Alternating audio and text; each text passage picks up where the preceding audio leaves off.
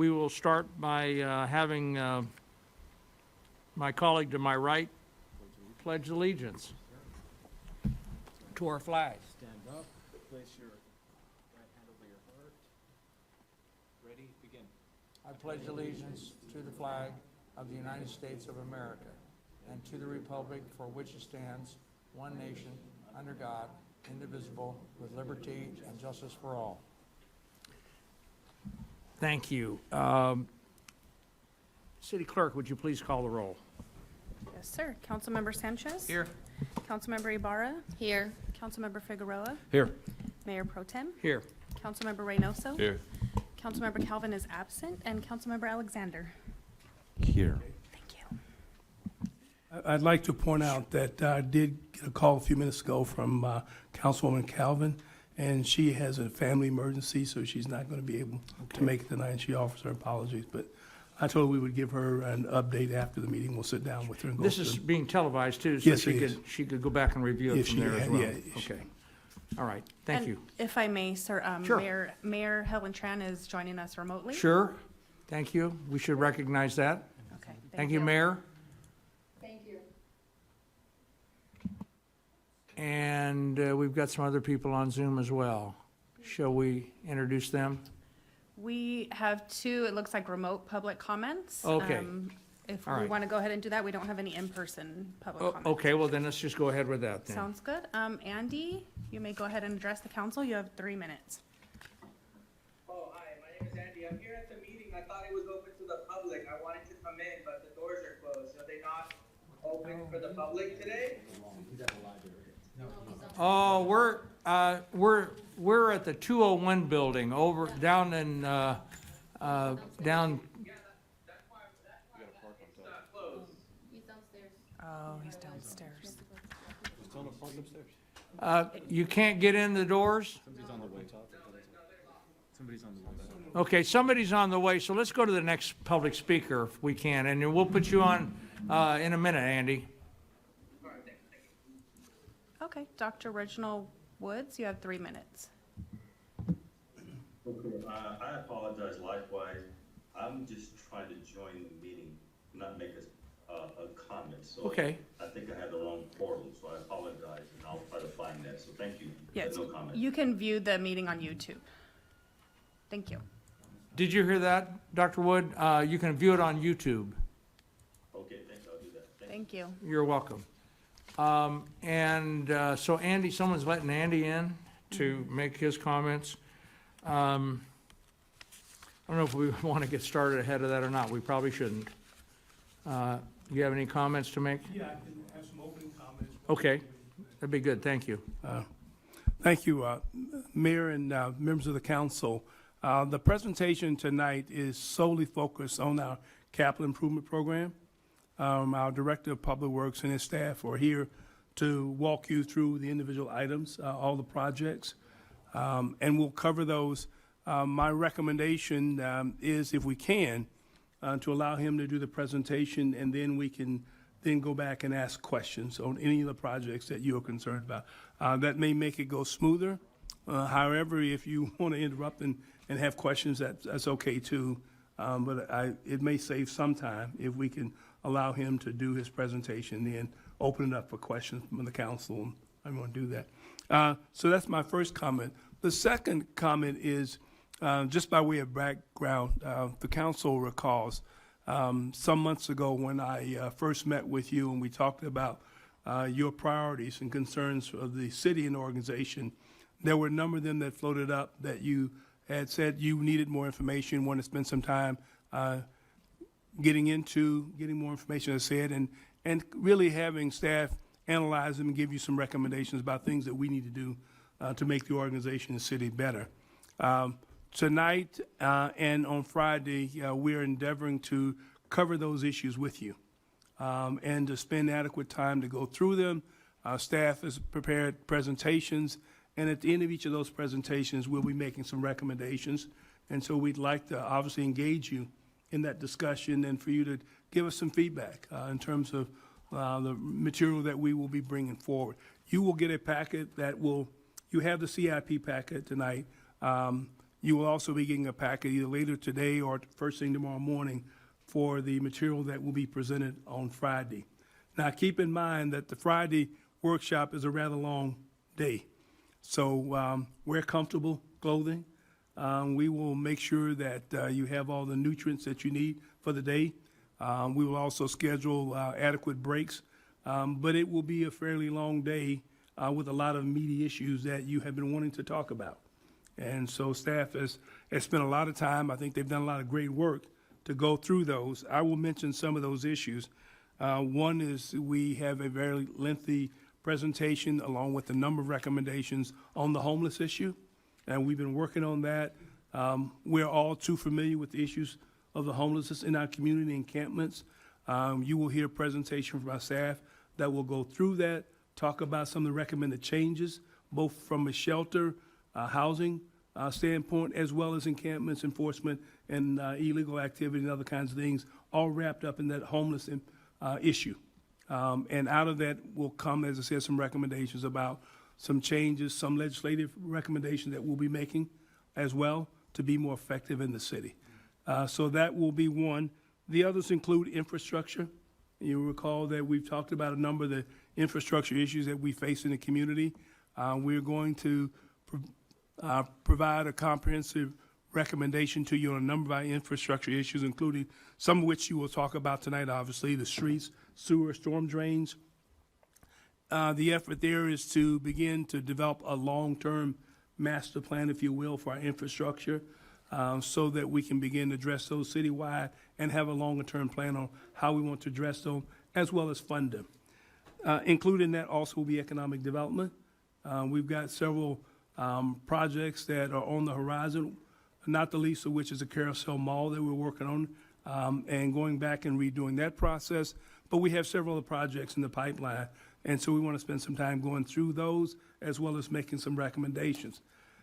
As part of that economic development presentation, we will have a presentation on the playbook, which was happened a year ago, I guess, that came about. And there were a lot of questions about the playbook and how it fit in with the economic development program in the city. So our effort is to tie those two together as much as possible so they make some sense to you and to the community in terms of how they fit. And then, more importantly, where do we go with both of those? And what's the roadmap going forward with the projects that are included in the playbook as well as the city's projects that we're working on and how those are combined. The others are the one-stop shop. That's one where, again, the council said, look, we need to do a better job. We need to be more responsive with our business community and our residents when they come into the city, not have to wait so long, not have to be so bureaucratic in terms of responding to them. I know Councilman Figueroa is getting some more immediate issues popping up there, but I think you all have, right? And so we will give you an update on where we are with the one-stop shop program. We're moving very forward and very aggressively on that. I think you'll like what we're going to present to you in terms of the status report as well as recommendations on that. So that's another one. Then the others here are legislative program. That's something, again, the city has struggled with. We're in the process of recruiting and trying to select some legislative folks both at the federal and state level so that we can do a much more effective job with legislation and grant funding and being more responsive to our local legislators in terms of being supportive or opposing legislation. I think those are the major issues that we'll be talking about coming Friday. So as I said, we'll start at 9 o'clock and go until 6:30. So as I said, it'll be a long day, and it will be in this room. So that's, and again, you will be getting a packet that will outline everything I just talked about. But I just wanted to give you a heads up and get you ready to begin to digest this. If you have questions between now and Friday on any of the issues, feel free to give me a call. Be happy to go over it with you and prep for Friday. Okay, great. Thank you very much, Thank you. Mr. City Manager. We now have Andy Laura has joined us, has found his way through to the building, and he has a public comment that he'd like to make. You're limited to 3 minutes, and Oh, there's the dais there. So please go ahead and start the 3 minutes. All right, yeah, thank you so much for letting me in, and thank you for waiting. I was just reviewing the agenda, and I just had some general comments. I see that we're funding the air conditioning at the Regal Theater. I think that's kind of interesting.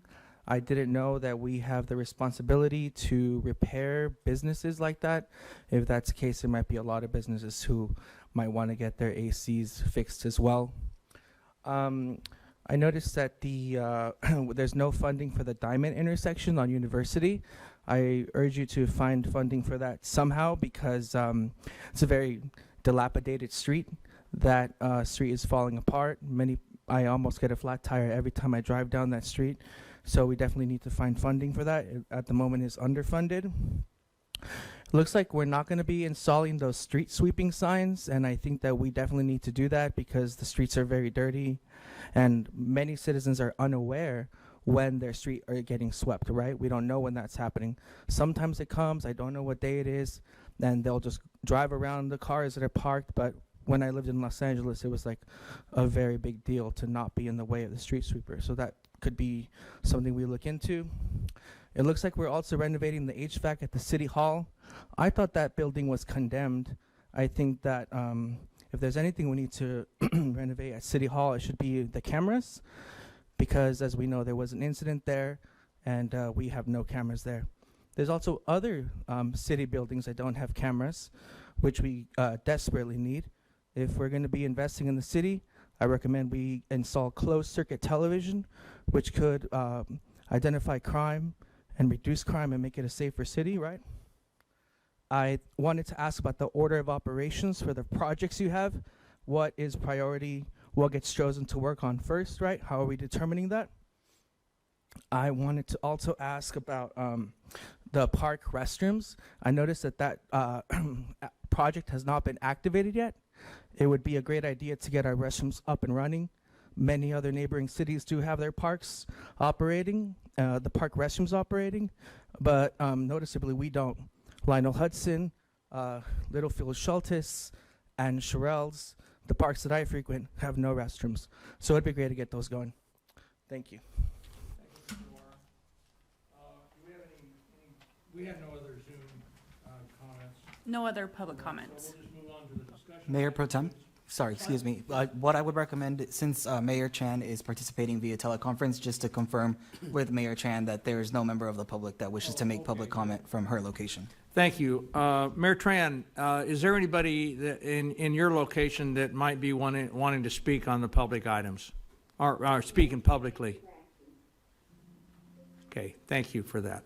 So we can move on then to our discussion item. The first item is to receive and file capital improvement program, update and approve funding shortfalls for capital improvement program projects.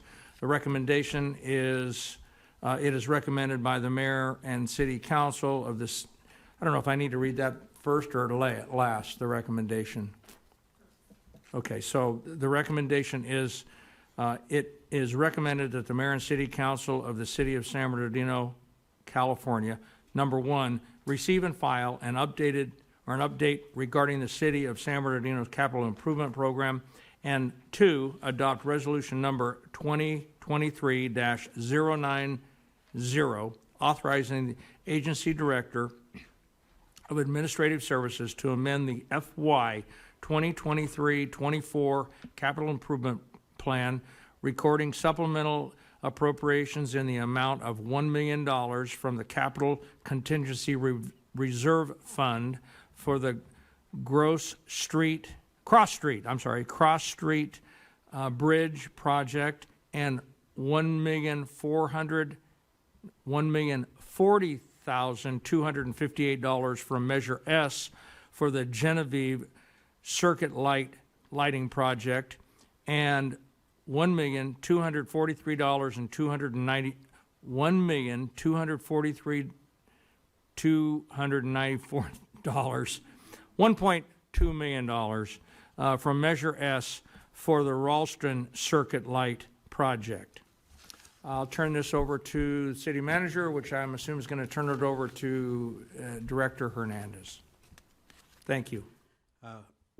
Perfect. Good evening, Mayor, Mayor Pro Temp, and members of the City Council. Tonight, my staff and I will provide a status report on the city's capital improvement program.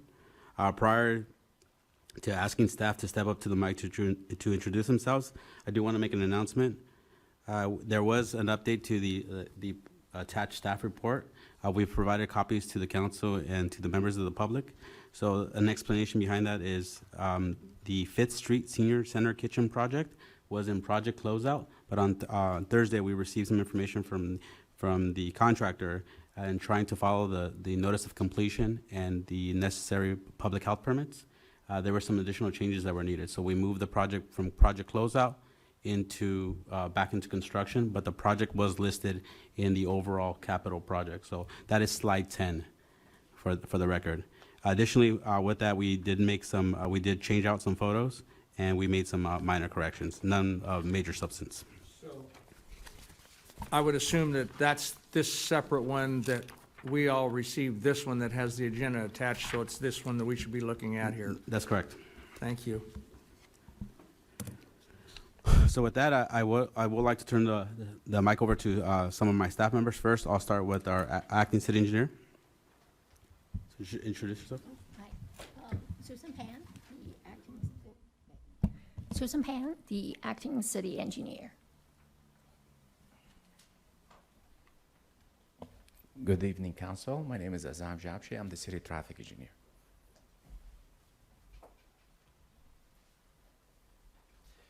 Good evening, Council. My name is Okan Demirci. I'm the contract CIP manager. Good evening. My name is Ziad Mazbouri, and I'm a contract project manager. Good evening. My name is Ramon Mendez, and I'm the engineering project manager. I would like to announce that Ramon is a new addition. He's been with us for about a month. So he comes to us from the Central Coast and took the opportunity here in San Bernardino. So we're glad to have Eddie here with us.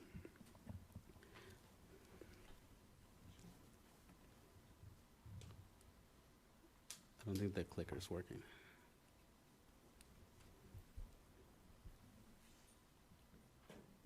Am I supposed to be pointed at certain? Okay.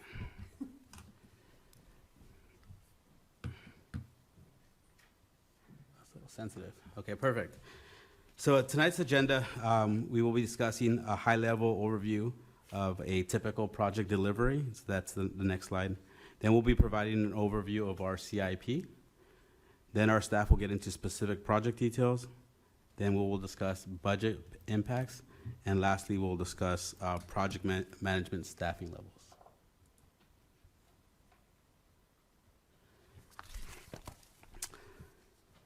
So the image on this slide is a good overview at a high level of our project phases.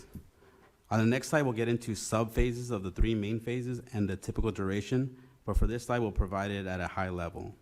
So to the left, you have the planning phase, which can include environmental documentation, right-of-way acquisition, geotech investigation, survey, utility search, permitting, preliminary engineering. And then once that phase is complete, we get into the design phase. And this is the preparation of plans and specifications. Once those plans and specifications are prepared, then we move into the construction phase. And this is the physical delivery of that project. So getting into the sub-information of those phases. As previously indicated, the project planning could include environmental or right-of-way acquisition, and this process typically can take six months to a year. Next, the design. As I mentioned, this is the preparation of plans and specifications that can take 6 months to a year. Once those plans and specifications are complete, a notice inviting bids, which in essence is the proposal, the RFP, is prepared for the contracting community. This can typically take three months. Next is the construction phase. So once awarded, a notice to proceed is issued and the construction begins. This process can be estimated anywhere from 6 months to a year. Lastly, once the construction is complete, construction punch lists are verified, punch list items are verified, change orders are finalized, and a notice of completion is filed with the county, the project can be officially closed out. So if you add the total durations, a typical project takes 2 years to 4 years. But we have active projects that are estimated to be around 7 years. And a good example of the project that was just presented to you at our last council meeting was the SBCCA Mount Vernon project. So that's an atypical project, but our typical projects fall within this workflow process. So next into the overview of the projects, this slide provides project specifics relative to the phasing of the projects, as I showed in the previous, and we're staying consistent with the colors. For here, you can see that, for tonight's discussion, we are going to be focused on our active projects. So right now, the active projects represent 72 of the overall 144 projects, which is 50% of our projects. As projects are completed, then they will move into the closeout phase.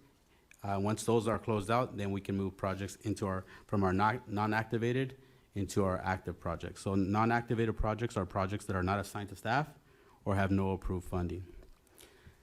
The projects that are highlighted in this square right here, plus the closeout, represent 76% of our overall projects.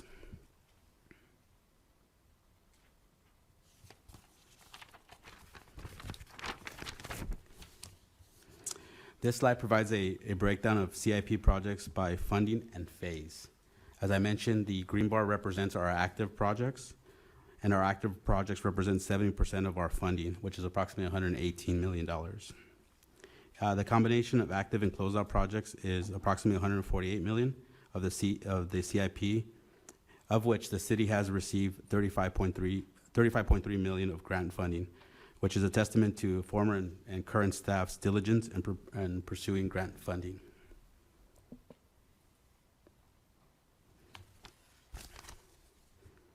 This next slide breaks down the projects by category type. So the project category types are at the bottom. The categories are buildings, parks, storm drains, streets, traffic control, and others. The sum of the project, as I mentioned, is 144 projects, which are broken. We provided even further breakdown of these projects to determine which ones are actually active. So, for example, in the 51 streets projects, which represents 35% of the overall project portfolio, 27 are of active projects. For parks, which is our next largest project category, there's 31 parks projects, and 12 are active. As you can see, both streets and parks projects make up more than half of the city's CIP. And more project detail will be provided as staff goes through the specific project details.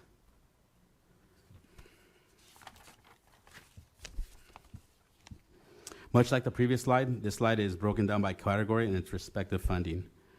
As was indicated by the total number of projects, Parks and Streets projects represent about $107 million of the city's CIP budget, which is 62% of the overall budget. We also provided funding by the active projects. So as I mentioned in the previous slide, there are a number of active projects. So in the streets projects, of the $70 million total budget, $43.1 million are of active projects. Next, I'll hand it over to Susan Pan, our acting city engineer, who will provide an overview of the project-specific slides. And then each of our project managers will provide the detail of their respective projects.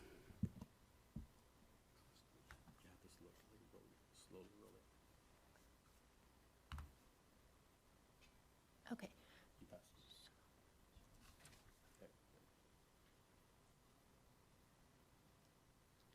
Okay, so we have a standard format that we're presenting each project. So as you can see that at the top is the project title. So in this case, the first project is the Encanto Community Center Improvements Project. And on the left-hand side, we have the project location map. And then on the right-hand side, we have the general information about the project, starting with the top, the project category. So we will be presenting the projects from the building projects, and then the parks projects, and then storm drain projects, and streets and traffic control. And then on the far right is the ward that the project is located in. So in some cases, there may be multiple wards and even all wards that the projects are located in. And then the project description and the project that was approved by the city council, the date it was approved, and the budget that was approved for this project, and the total estimated project cost. So especially for ongoing projects, that can be cost that we need to be regularly updating. So this is our projection at this point of time. And then the budget status, which will show that whether it's within budget or if we have a shortfall. And then for shortfall projects, we all have a proposal to how to resolve the shortfall situation.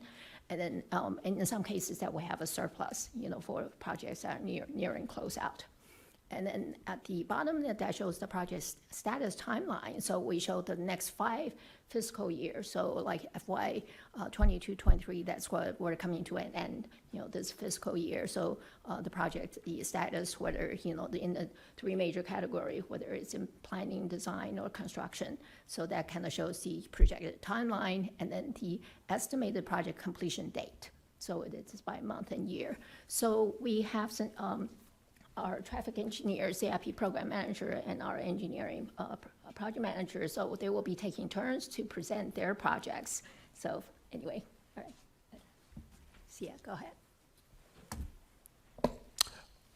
Encanto Community Center improvement project include the remodeling and rehabilitation of the community center, including gymnasium, offices, the pool area, and staff has been working closely with the Park and Rec department to finalize the design of the project, and we're expecting the completion at this time of this project to be July 2024.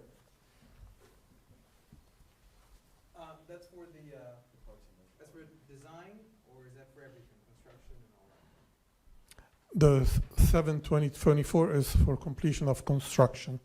I'm not sure you guys included this. Do you guys have a description of the funding source? Probably out of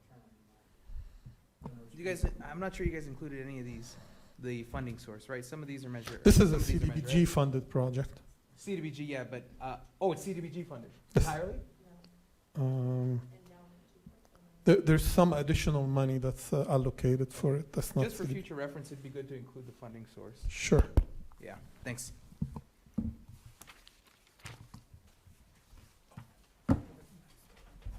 And the long-term goal for that park still remains that the department will be moving to that location at some point in the future, is my understanding as well. Is that still the case? I'm sorry. The department, Parks and Rec Department, at some future point will be moving to that location? That's my understanding? So we do. I believe that is the case. Okay. So we do have our parks director who's actively working with us. So she provides a lot of useful insight to the parks projects.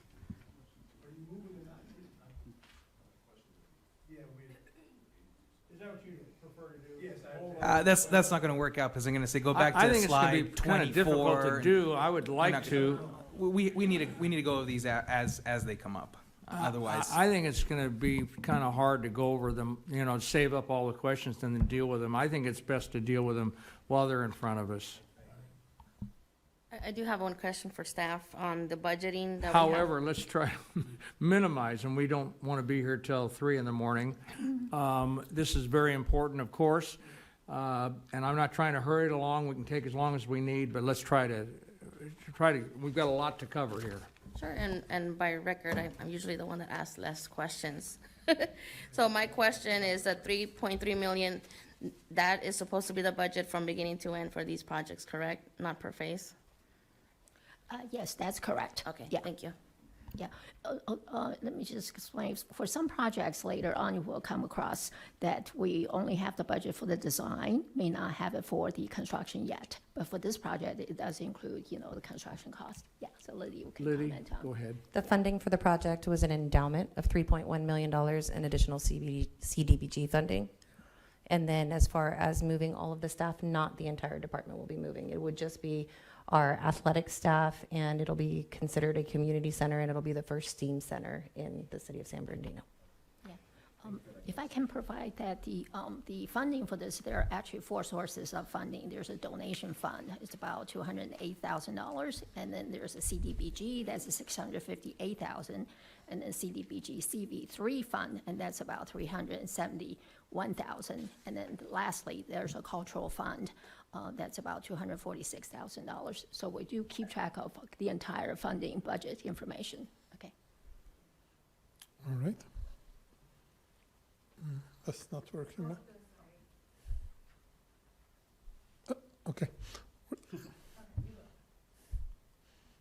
Sorry about that. The Fifth Street Senior Center kitchen, the project included the repainting of the facility, installing flooring, kitchen appliances, and this is an important project that was almost completed, as you heard earlier. However, we had the health department come up with a list of things that they wanted us to incorporate, and we just received it last week and received a proposal for the additional work. So this will be coming back to you to move forward and complete the repairs needed. And we're expecting it to be done shortly.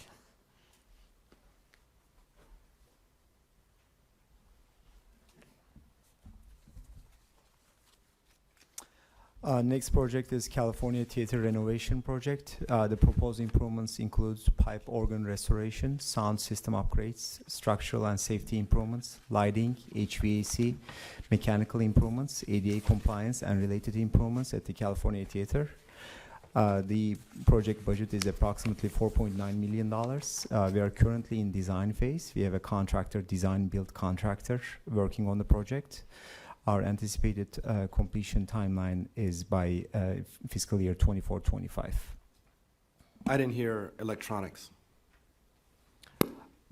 There is going to be electronic improvements to acoustic sound improvements. No, I mean electronics, not acoustics. Right. No, not electrification. Like they're still working on bulbs in the theater. What are you going to do for as far as upgrading this electronics? That was the first on the list. I'm not sure electronics is the right word. When you say bulbs, did you say bulbs? Right, they're still working on So 19. that would be electrical, not electronics. Right, electrical. Electrical is because I don't see that. That was the first thing. They're still working on 1960s electrical in the California Theater. So as part of, I'm sorry, go ahead. Go ahead. We are in design phase, yeah. So is that part of the scope? It is part of the scope, yeah. Well, that's fine, but I don't see it. If I don't see it, I don't think you're going to do it.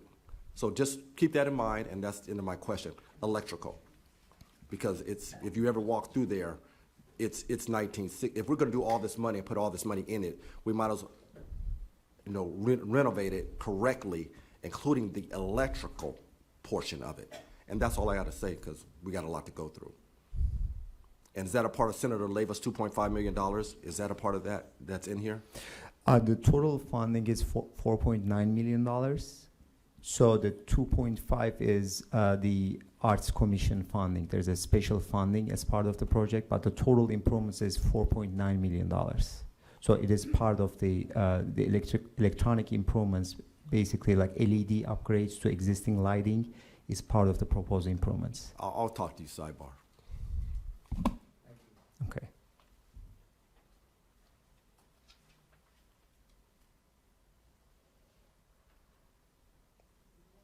No. Okay, thank you. The next project is Carousel Mall Demolition Project. The proposed improvements include hazmat abatement and demolishing the existing facilities at Carousel Mall facility. The total budget is approximately $8 million. The contractor, again, this is a design-built entity, and the contractor is currently working on the hazmat abatement portion of the project, and the anticipated completion is February 2024.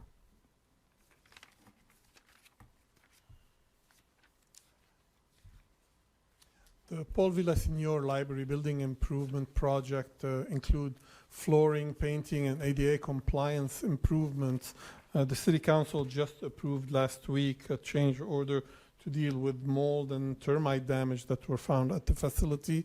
But at this time, we're expecting completion to be done by December of this year.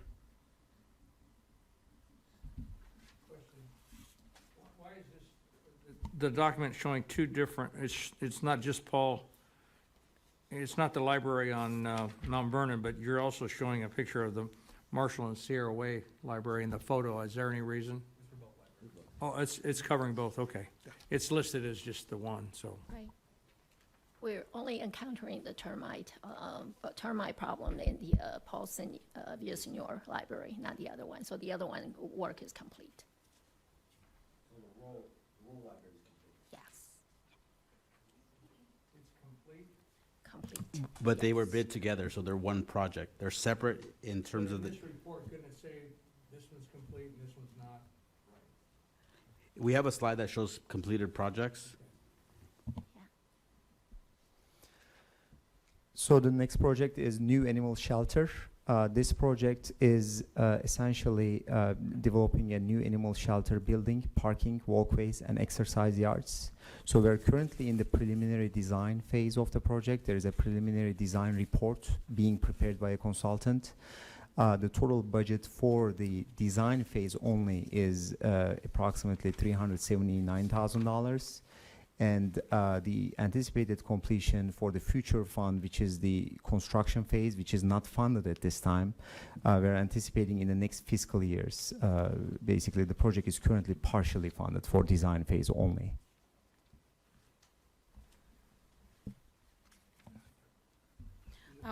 Yes, my question on this new animal shelter, have we selected a location for the new animal shelter? So as part of the preliminary design report, part of the study is basically a feasibility study, basically preparing concepts, estimates, and proposed locations as part of the preliminary design report. So we are in the currently preliminary phase, planning level, identifying proposed locations as well as part of the planning level. Thank you. So it's kind of a feasibility design. It's a preliminary feasibility design. It's prior the plans and specifications. Is the preliminary design phase.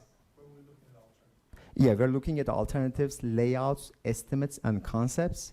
This is not going to give us a complete plans and specifications. This is a prior step at a planning level to basically come up with concepts and planning level documents so that we can proceed with the final design based on the recommendations on that preliminary design.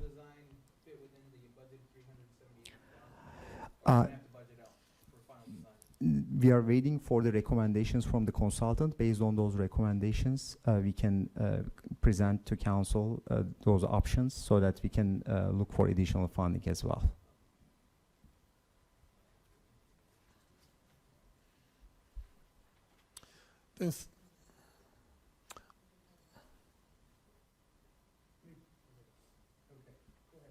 The installation of automatic entry doors at 6 locations. This project is to incorporate some ADA compliant automatic door at 6 facilities. This is a CDBG funded project and it's ongoing, almost completed. We're expected to be done by July of this year. Again, the only question I'd ask is why aren't we listing the 6 locations? That's my curiosity. Can staff provide those 6 locations? Yes. Right now? You guys don't know where they have? Yeah, that's 6 locations. That like 2 years ago. Well, it would just be really easy to, know if it some says of 6 them, locations, but- to give the addresses. Yeah. Oh, okay. I can recall, where actually one of them is in this building, and then we have the Fifth Street Senior Center, and then we have it at the library location, several of the library locations. So we can provide. a That's complete fine. My list. only comment is if we don't need to go from memory, it probably should have been listed on the report. So let's go ahead to the next one. Or go ahead. Can I put in a request also that from here on out, in your quick descriptions, you also include the funding source, so we start to get an idea where the money's coming from, whether it's general fund, ARPA, Measure S, grant funding, just CDBG, just include it in there if you have it available, just as a side note. It would have been good to have it here, but Since Right. it's not, if you can just tell us. Okay, so that's an excellent suggestion. We actually do have plan to have a one-page layout printout format, so we can produce a CIP report. And so in that one-page layout, we already have the setup to show all the funding sources and the amount. So that can already- so I think what I'm hearing you say is that Yeah. each project would have a one-page matrix that would, at a glance, you could see everything associated with that, funding, status, the whole 9 yards. Thank you. Yeah. So in a later slide, I do want to talk about project management and what the efforts that we've undertaken. So this is a standard template, and this is our first iteration of this. Obviously, we haven't given a CIP update in some time. So any feedback that we receive today, when we come back for the next quarterly report out, our intent is to improve that process. So the next project on the list is Paris Hill Senior Center roof replacement. This project is currently in construction phase. Project involves rehabilitation of existing roof structure and related improvements at Paris Hill Senior Center facility. We are progressing in the construction, getting to close out. By August 2023, we're anticipating to close out this project.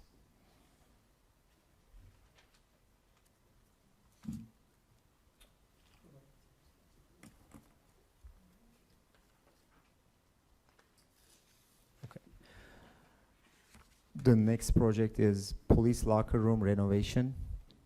The project involves replacement of plumbing and remodeling locker rooms as part of the police locker room improvements. So this funding level budget, $500,000, is for design and construction at this time. So we are in planning phase. We are getting ready to procure design contract for the proposed improvements. And the anticipated completion of the project is in fiscal year 25-26. One other recommendation for your next report would be that maybe you could highlight the status in a different color, for example, so that we see that planning, design, construction, all that schedule, but maybe by highlighting it, screening it in the background or highlighting it in a different color, we can see exactly what status it's in at the moment. Okay, got it. Yeah. Okay, very good. Thank you.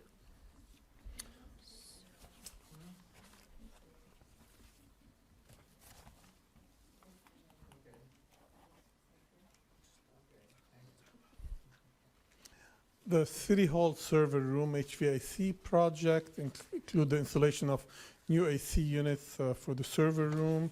And this project is expected to be completed in October of this year, and this is funded by Public Use Facility Fund. So I remember a couple months ago when we approved.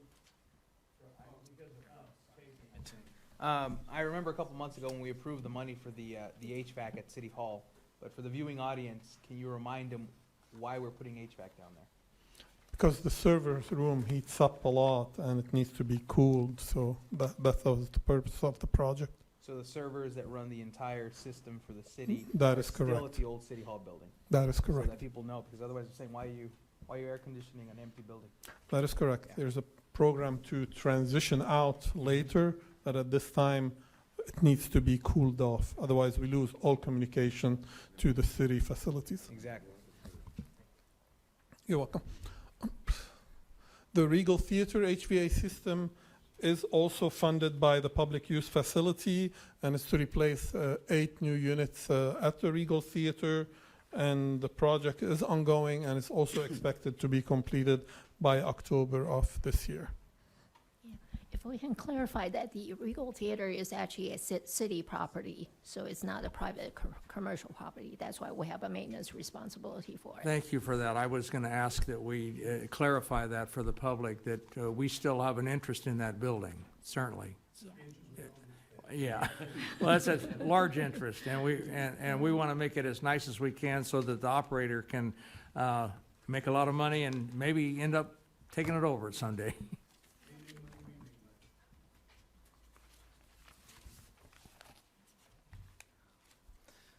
The next project is on One-Stop Permitting Center. The proposed improvements includes renovation of the One-Stop Permit Center at the city building at 201 Northeast Street, 3rd floor. The goal of the project is to integrate all permitting processing at one location, including building and safety, public works, fire, planning, and other departments. Currently, the total budget for the project at this time is $400,000, and staff is working on design procurement at this time. So we're planning to start the design phase shortly, and anticipated completion is fiscal year 24-25 for the project. As our city manager indicated, you guys are gonna get a more in-depth discussion about the one-stop permit shot, and that it's in regards to the entire process. This is just focused on the CIP specifically. We get a lot of things that we have to approve, but the 400,000, have we approved that yet? Yes. We approved it already for a permitting center? That's yeah, one stop, because I know that this council has not approved a one-stop permitting center yet, or whatever iteration it's gonna take. So I'd be surprised that we set aside $400,000 for a center we haven't approved yet. This was approved on 6/30/2021. Mayor, excuse me, Mayor, is someone raising their hand out there? I can't really see, or I'm looking at the wrong place. There you go. Thank you for catching that. I just want to. Thanks, Sandra. She caught it. I didn't. Can you hear me? Yes. Okay. I just want my colleagues to note that the project approval date by council is noted on each slide. So this one-stop permitting center is June 30th of 2021. I don't think so. I think you did. I wasn't here, but I was informed by staff to get the project started, but it didn't move. And so when I got here, we went back to the drawing board, made some additions to it, some changes, and there's some additional items that have been added to that. But I was told that we did approve. That's correct. So if you like, we can send that information. Yeah, please.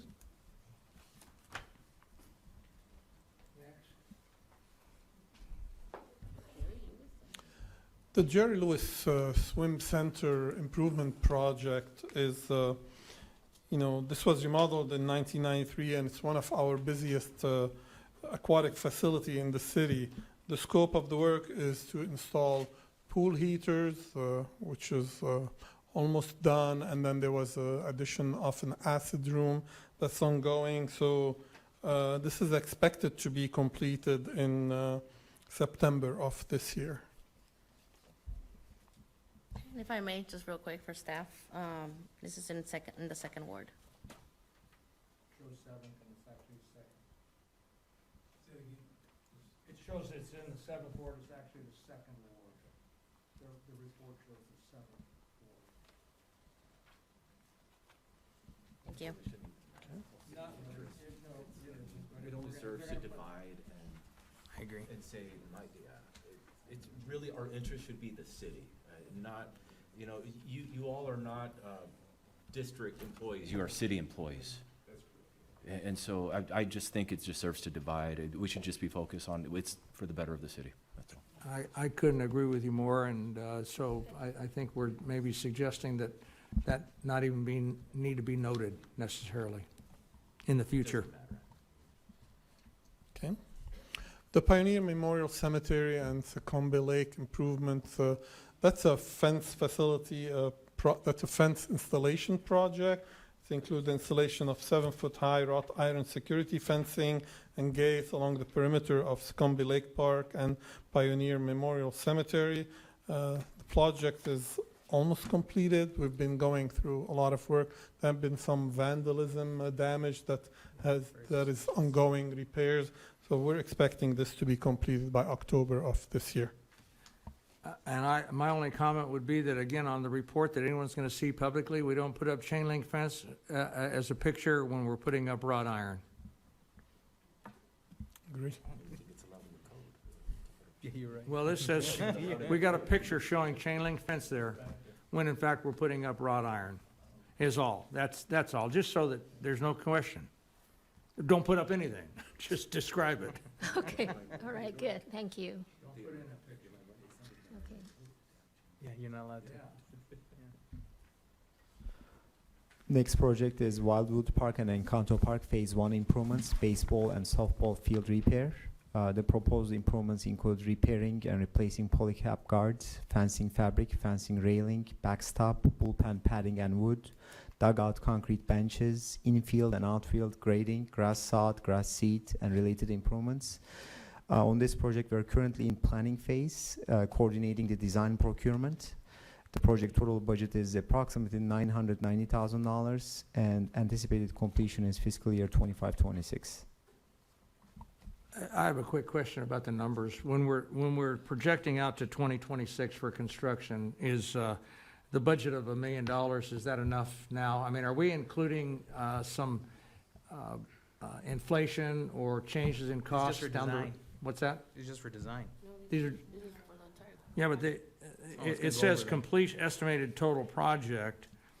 That's all. I know we don't have crystal balls, but we need to be kind of anticipating any increases. How that's done, that's above my pay grade, I'm afraid, but I would like to at least think about that, because if we're going along thinking this is $1 million project, and 2 years down the road when we get to it, we've got increases by $200,000 or $300,000, I think it's worth considering anyway, in some way, shape, or form.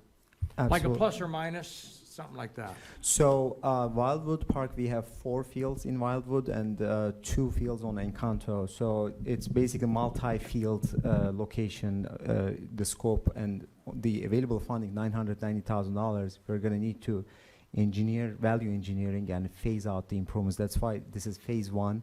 So during the design phase, the consultant will prepare the engineer's estimate to come with basically a value engineered approach, which will be presented to council as part of the design scope, basically. So what we're looking at is $1 million then for just for this phase, which is the planning and design?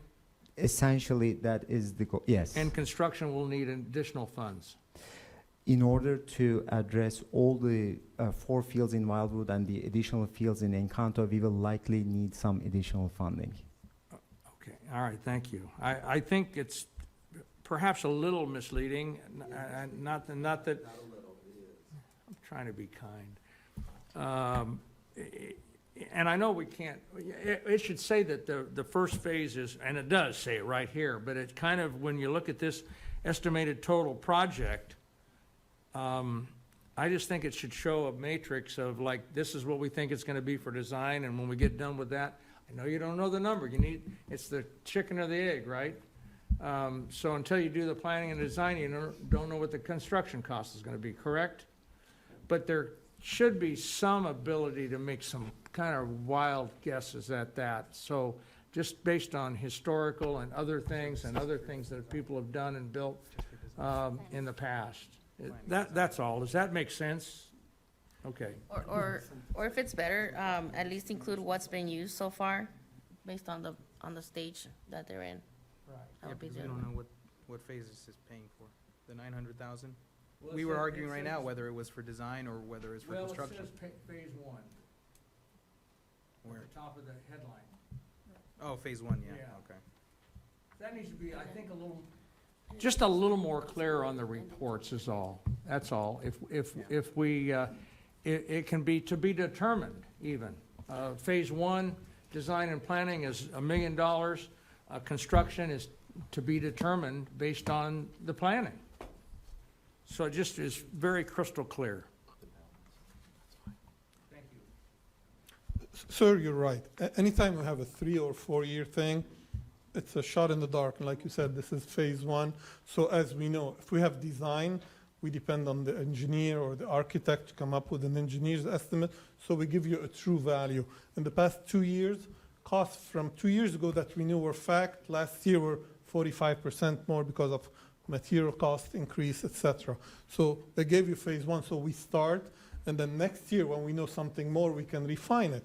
So you're absolutely correct, and we'll try to refine them more in future as we present So to that you. someone doesn't read a report and think that this is the whole project. You're And absolutely right. If you look at these categories here, this much here, and this we don't know because it's going to be determined based on the other 2 prior issues. You're Thank absolutely you. right. Thank you. The Roosevelt Bowl Rehab Project, has multiple sources of funding, and you're seeing here 1.2 million. Currently, we have 600,000 from ARPA, 600,000 Measure S, and we're expecting a $1.4 million from HUD, from Congressman Pat Aguilar. So you don't see it here because we haven't gotten the agreement yet from the feds, and we'll be bringing it to you as soon as the agreement is ready. Then we'll update this to reflect the final budget number. And this project includes a lot of improvements at the facility, seating, lighting, a lot of interior rehab. We have a lot of ADA improvement proposed. As you know, we have some security improvement, some improvement overall to the facility. And currently, we're putting out an RFP to select an architect to work on this, and we're shooting for December of 2024 to complete these improvements.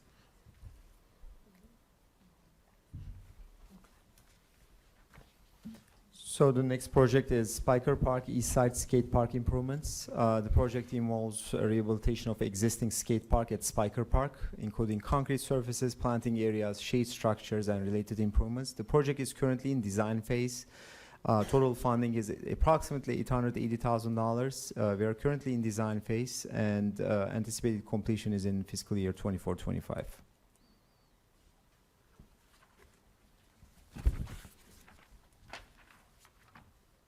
That's if we find the funding source for the construction phase, right? Because the thing is, a lot of these go into design phase. The designs are done, and then they go onto a shelf and say, well, when we have the funding, we'll carry out the construction of this project. This project is fully funded, actually. Fully funded? It includes This design is- and construction. The 800,000 is for construction as well? Yes. Okay. This is for skate park at Spiker Park. Oh, just a skate park? Yes. Oh, okay. Ball field improvements, if you're asking for that, that's a separate project which is coming down the line as well. Okay, all right.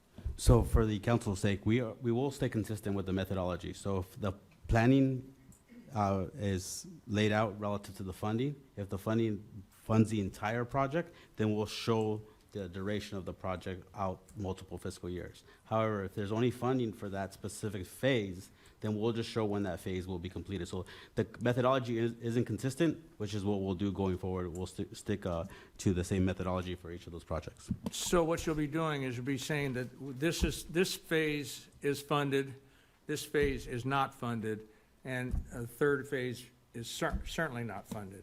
Yes, so when we And present. maybe even an idea of where that funding may be coming from or where we're It's looking? possible whether If it be you can. grant opportunities if they exist or not. So we will be clearer on what the actual funding covers. Yeah, the 880, is that for everything, or is that just for the design, or for, yeah? Yeah, so this case, Okay. on this specific slide, it covers everything. Well, on all of them, all these projects. No, of course, we'll do that going forward.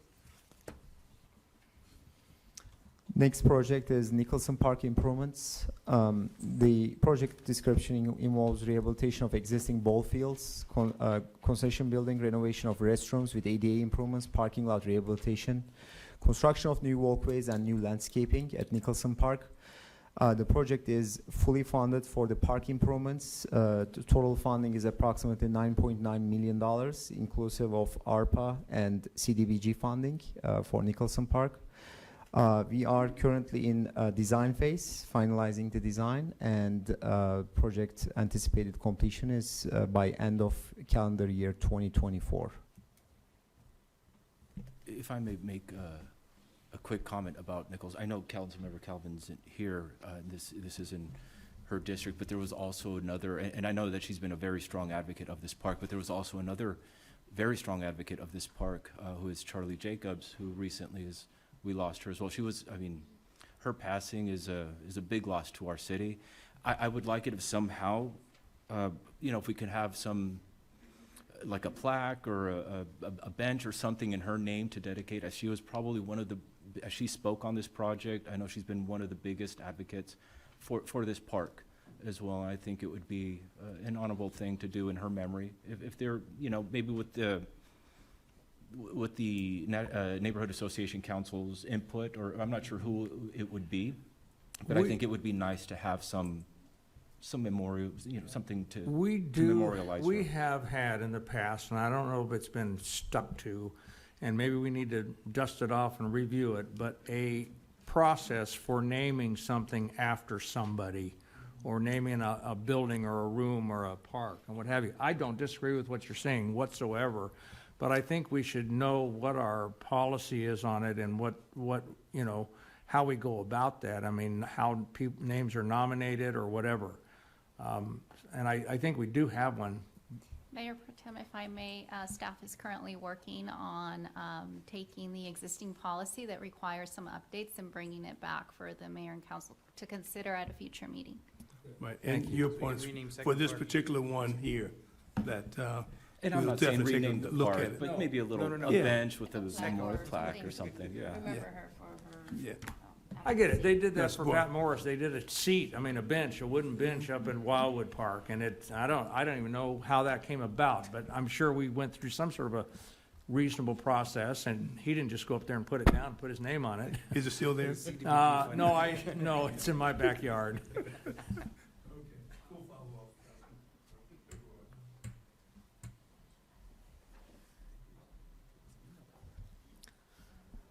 Next project is Seacombe Lake Park improvements. The proposed improvements include upgrading the site furnishings, parking lot rehabilitation, new landscaping, lake improvements, ADA upgrades, and irrigation improvements at Seacombe Lake Park. Total budget for the project is approximately $10 million. This is a combination of ARPA and San Manuel Band of Mission Indians funding source. The project is currently in design phase, and our anticipated completion is by November 2024 for this project. They're gonna replace the bridges. People falling off the bridge. Lytle Creek Park improvements. This project includes the construction of a futsal field in the park. We've been working on the design in-house for this project and trying to make it happen with the funding that we have, and I think we're close to doing that. And this time, we're hoping to complete it by May of 2024. This is an ARPA-funded project. So this one was being done in-house?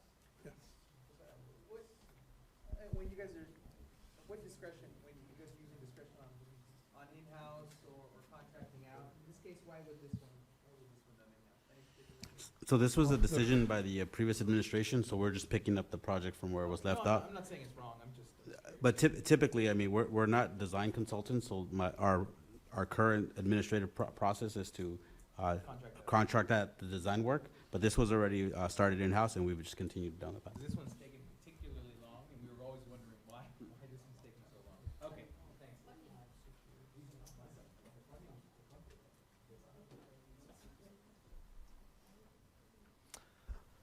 The next project is Spiker Park ball field improvements. The proposed improvements include the installation of new artificial turf system with drainage at the 5 fields at Spiker Park, including replacement of infill material as well. Improvements include lighting improvements, electrical repairs, and all related improvements. So this project is funded by ARPA funding as well as San Manuel Band of Mission Indians. We are currently starting the design phase. It was just awarded at the last council meeting.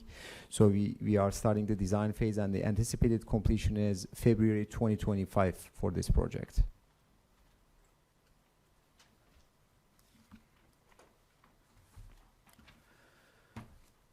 The next project is South Saavedra Park field improvements at Guadalupe Field. So the proposed improvements include upgrade the site furnishings, baseball field rehabilitation, ADA upgrades at the restroom facility, and irrigation improvements at South Saavedra Park Guadalupe Field. This project is funded by county ARPA funds. Total funding is approximately $995,000. We are currently in design phase. Design procurement is completed, so we are starting the design phase, and the anticipated completion for the total project is January 2025.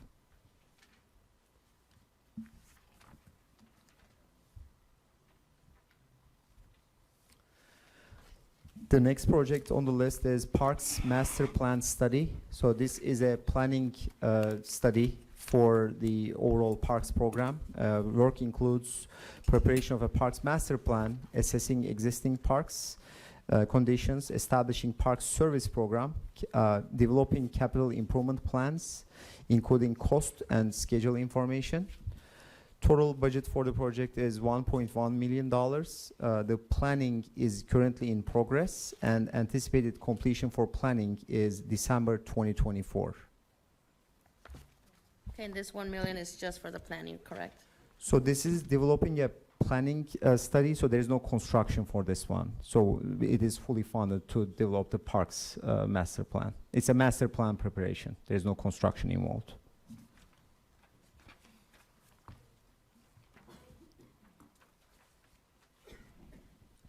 Just a general comment about the master plan. It will have capital projects recommended as part of the final draft report and recommendation from the master plan.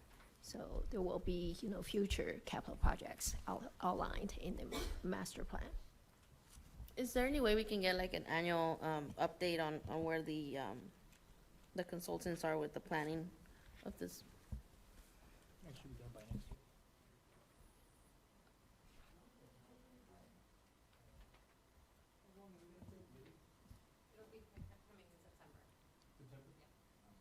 Okay, because this report says December 2024.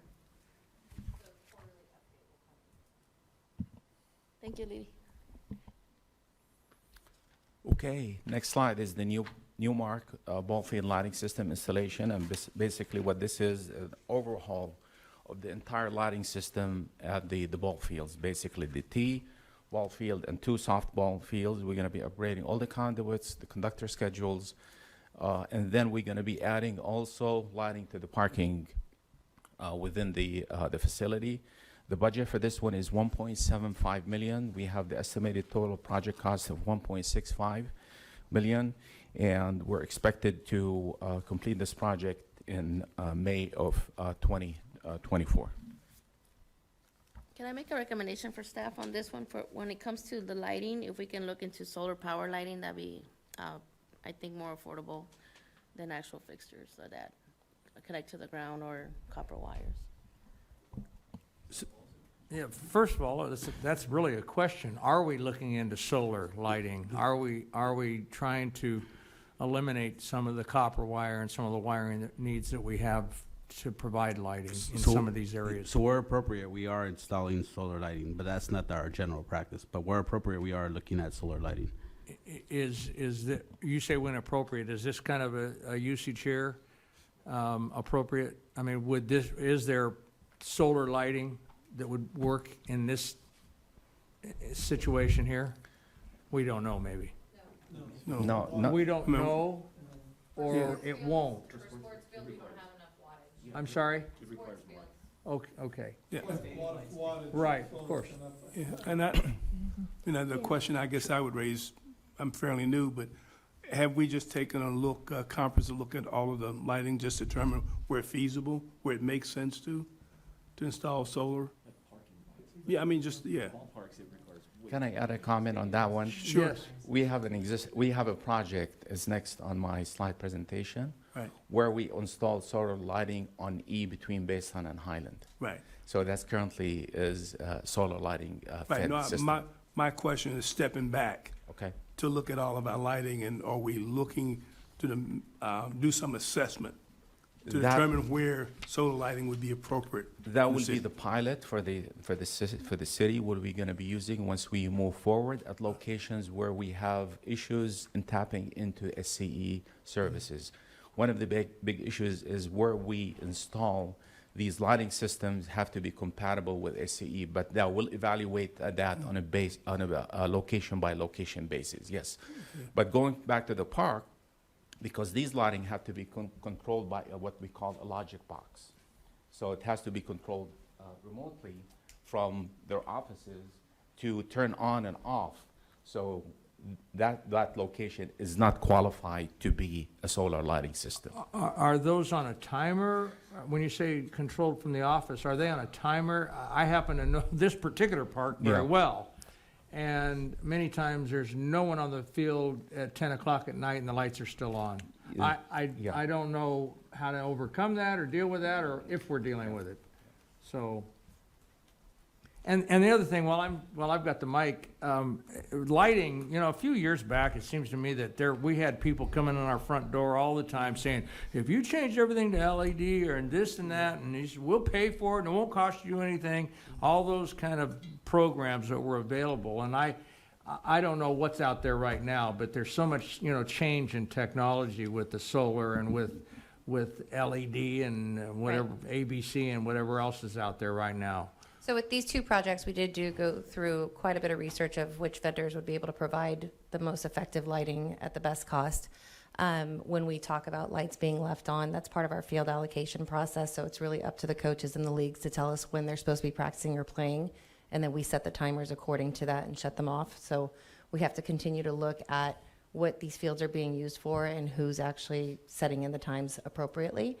The other thing is when we look at being able to trying to be effective in saving some funding when it comes to leaving lights on, we have these systems in these logic box that can allow our staff from remote locations to be able to immediately turn it off and on for an emergency if need be. Can I have that phone number? No, sir, you may not.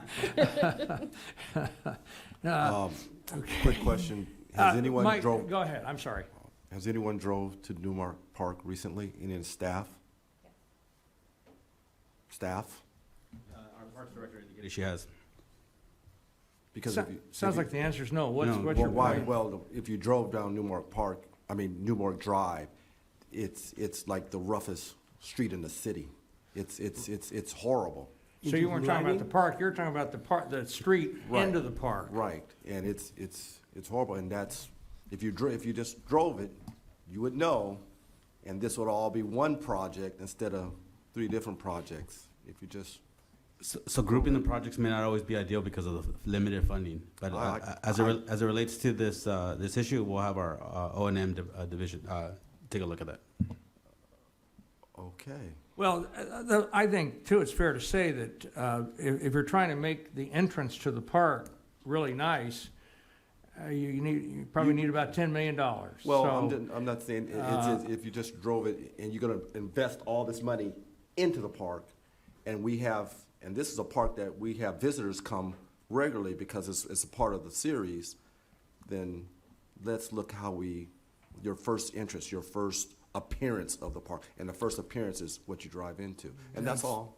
No, I mean. that's just I one hear place what in the you're city, saying. right? But that would be appropriate then to have a conversation with the council about adding it to the list. I mean, that's where it would be appropriate.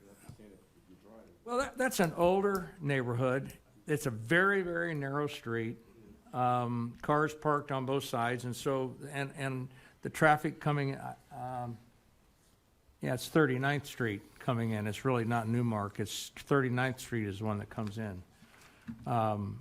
So anyway, we're taking too much time on that item. Let's move forward. So this is basically the Spiker Field multipurpose field lighting installation north of the Little League fields. There's an open field. So we're going to be installing new lighting, Musco lighting.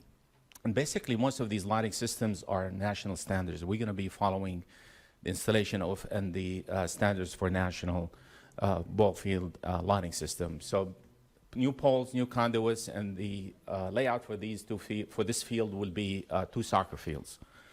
The budget for this project is about $1 million and some $1,099,000, and then the estimated total project cost is $1,083,000. So we're within budget on this one. The estimated project completion date is May of 2024.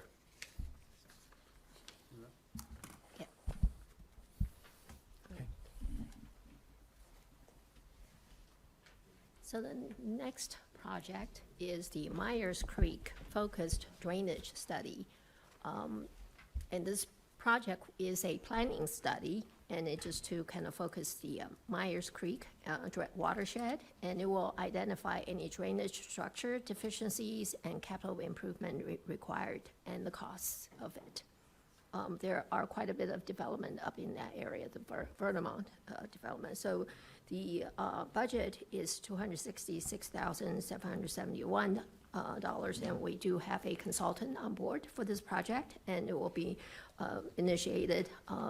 We already met with the consultant, and so the project will be moving forward in July, and is estimated to complete June next year.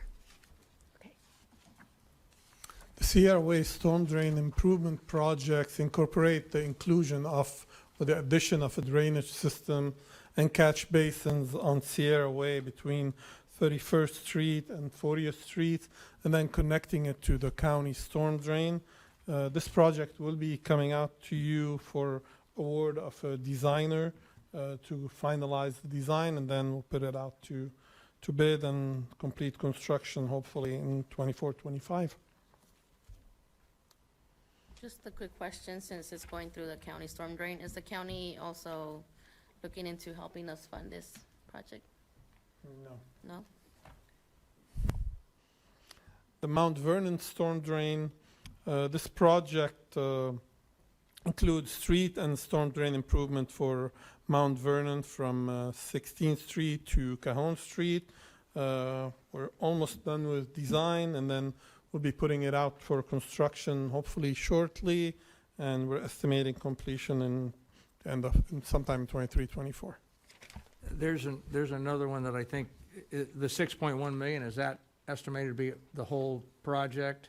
So it's not, that's not just the design? No, Because we haven't put it out this for is bid yet, construction. so That is that's correct. the, This is our includes. estimate at this time. So again, not to belabor the point, if we can show the difference between this is, of the 6 million, this is design, this is this, and this is that. Can that Could. be broken down kind of that way? Is that possible at all? Yes, again, that we're.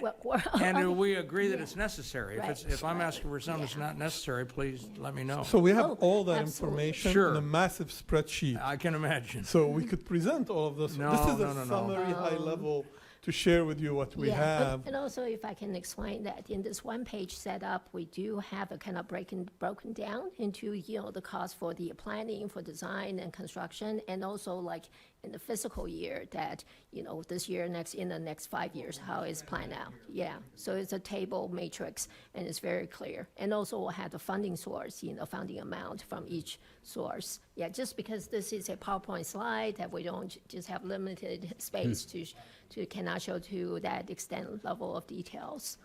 But in general, our projects we try to include, the budget for the entire project, planning, engineering through construction. So if places that we only have funding for design, we do kind of specify that.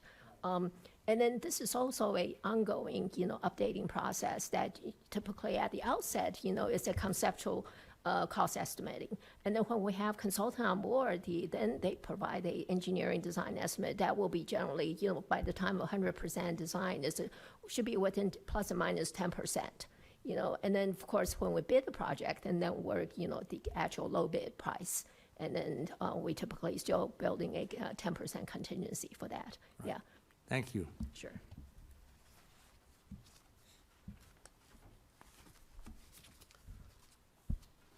The next project is storm drain catch basin screen installation. This is a multi-year project. This is for phase 2.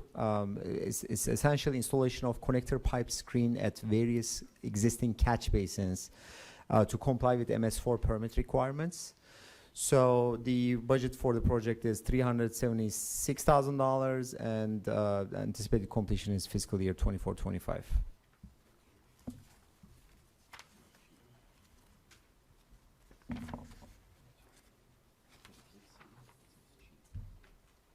Next project is the construction median on Kindle. So basically what this project is about is to install a median starting on the north at H and then spanning all the way to the S-curve at the bottom to the bottom of E where it meets at that point. The budget for this project is $938,000.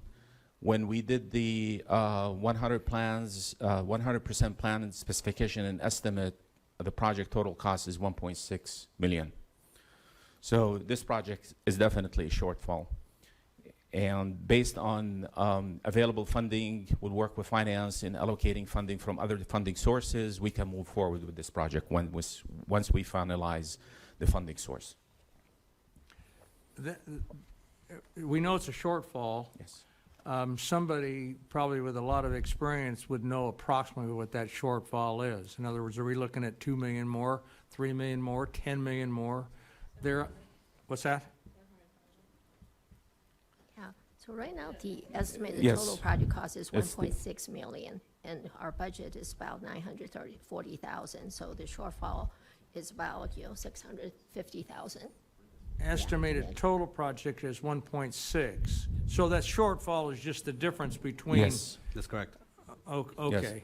Yeah. Okay. Yeah. Initially for I'm this one, sorry. we have 1 million available, which is good. Okay, Yeah. I got it now. Thank you. Oh, you're welcome. The next project is basically the,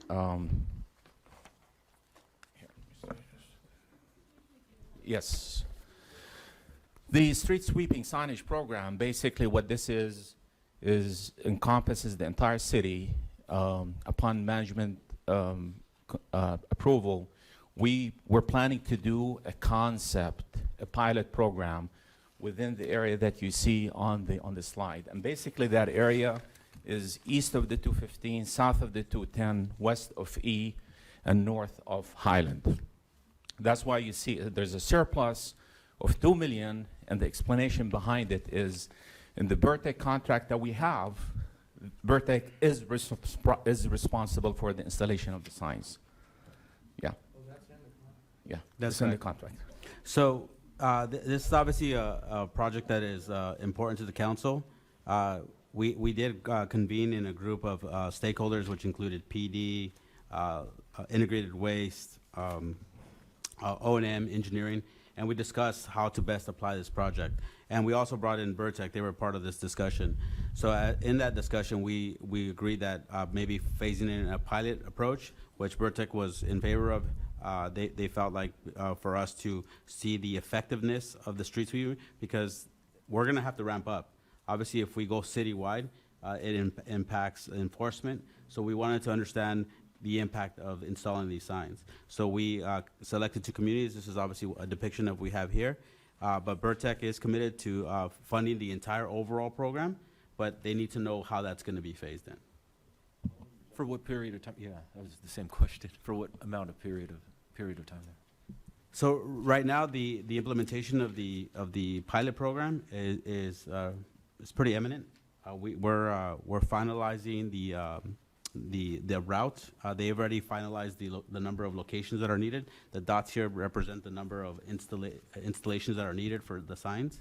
So this project could be finished by the end of this calendar year, and then we can get feedback for that. So based on that, we can come back for the council and understand what the stakeholders are saying and what we can further accelerate additional sections in the community. But you'll be studying it for a year.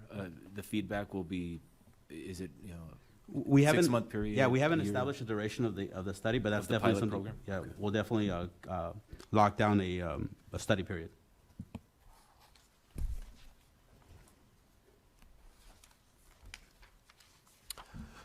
Street rehabilitation, 21 location. This project include 21 streets. I could read them all if you'd like. It includes segment of Alameda, H Street, Oak Street, Sonora, 36, 6, Guthrie, Oak, 16th, Business Center Drive, 35th Street, Garfield, Tamarisk, 18th, 2nd, 13th, Vanderbilt Way, 43rd, Ohio, Dallas, and 33rd. This project came to you, we put it out to bid and came at $14 million, so we rejected all bids. We are repackaging this project. We have some additional SB1 money that we got from leftover SB money, and there's actually an action item coming to you tonight for some additional SB1 money to be allocated. So we're repackaging this project to ensure that all pavement areas are included in the project, and we're eliminating a lot of the concrete work from this project to ensure that we can complete the project with the funding that we have. So, okay. Yes, and on this project, I know I mentioned it in one of the meetings. Some of these streets are considered residential in the low-income neighborhoods that would qualify for CDBG funding. And I think I mentioned it to staff to keep it on your radar. Or, 'cause I think we approved some funding for street repairs under CDBG. Infill housing. So there has to be. No, infill I know, but it's all, CDBG money can be used for residential streets. So the package that staff has put together encompasses all 21 streets. The item that's after this, receive an update and the approval of the resolution, then we're going to get into the SB one. But once we finalize the entire funding allocations, we'll bring back to the council a new package, which we're confident that we'll be able to deliver the 21 streets as specified. Question, the original shortfall was 14 million, right? Yes. That's correct. The original was 14 million, now you're estimating the project cost at 11 million. And he had mentioned something about, the engineer had mentioned something about cement. Are you guys reducing the scope of work on those individual streets? So we will obviously address all the ADA ramps that are necessary. Correct. But the additional sidewalk work, we're eliminating some of that to focus on the street pavings. Okay, but I think the sidewalks were just being done where there were breaks in the sidewalk, because I know that the streets plans have been, in the past, the practice has been where there's breaks in the sidewalk, you repair those breaks in the sidewalk and you do the street. So I can have Ziad speak to a little more specific about the specific areas, but the work that was estimated here in the work that was for the sidewalk, some of those segments are still in relatively good shape that don't need to be replaced. So, okay. Thanks, sir. I'm sorry. And it says estimated completion time of September 2024? That is correct. Is there a reason why it's taking so long with this iteration of street rehabilitation? Are we doing more than one vendor? Are we just doing one? Are we splitting it up? Why is it taking so long? Well, it was put out to bid, and then we rejected the When bid was it because put there out? was no money. I remember that. Okay. So it's that's all the way into the second quarter of next year. Well, right? we're repackaging it right now. Tonight, you're gonna get a request for additional funding to approve that. Once we have this, we're gonna put it out to bid again. So that process is gonna take about 3 months, and then we'll go into construction, and that's gonna take the next 6 months or so. You may not find it important to expedite, so can we expedite? Can we move a little faster when it comes to these 21 street repairs that should have been done earlier because we rejected the bid? So is there any way that we, the city, can expedite this to help? So Councilman Alexander, I think you're teeing up one of our future slides. The workload is immense for the existing project managers. Okay. So we're obviously trying to adhere to very tight schedules as it relates to ARPA, CDBG. There's a future slide that talks about some of our staffing challenges. So TransTech has been with us since February of this year.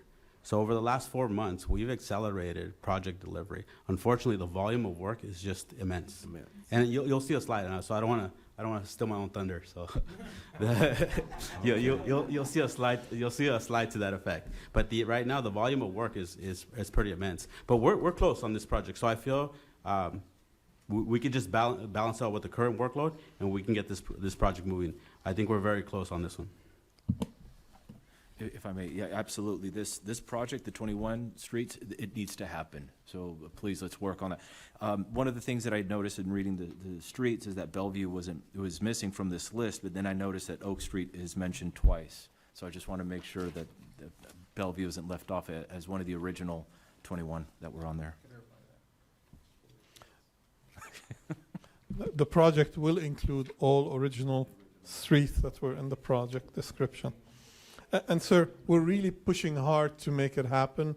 We're trying to just make sure that, what we're presenting to you makes sense and we can make it happen so that we don't keep coming back and forth to you. So we're massaging the project to make sure We're including all ADA issues because we have to, making sure the funding sources are done right. So there's a lot of things that maybe you don't see and we're not presenting it to you tonight, but believe me, we're taking every project as serious as possible so we can push everything forward. And we're doing our best to make you happy. And that is and your certainly constituents appreciated. happy. Another question that I do have is how much notification do we receive from, let's say, the water department or other utility agencies so that we don't start repaving our streets and they come in after us and just tear it all up to get down into the ground? What type of notification do we receive, or is there any joint effort in making sure that we collaborate our So efforts we- with other agencies I'll as take that well? one, yeah. So there is actually, we just had a meeting with them last week regarding our quarterly coordination meeting, where they show their project listing against our project listing, and they indicate where there's potential conflicts relative to schedule. So those are the ones we negotiate, and we try to either accelerate or move back based on the mutual understanding. So that goes into your timeline also, why it might, okay. Along those lines as well, is how, do we talk to the county too when half of the street is the county and half the street's the city? Because I've got 2 or 3 of those in my ward. I think they've got some others, but they're, surrounding the county pockets that we have. And half of the street is ours and half the street's the county. And I've seen streets that are brand new on the county side, or sometimes vice versa, but generally not.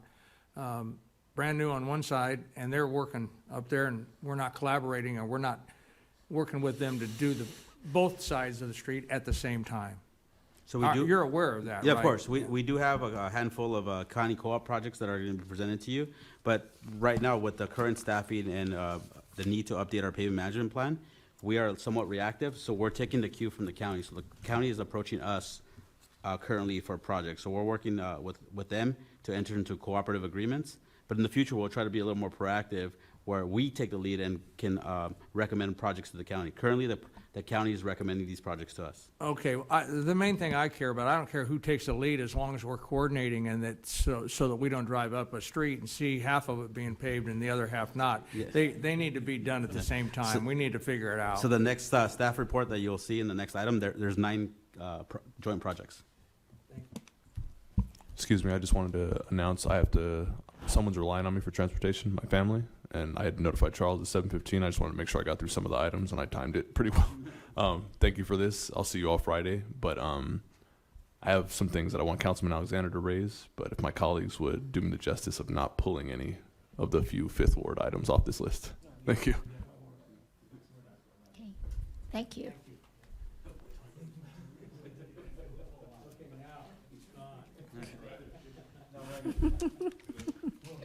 The streets rehabilitation 3 location projects include 10th Street between F and G, 49th Street between Sepulveda to the end of San Bernardino, and Rialto between Mount Vernon and the bridge.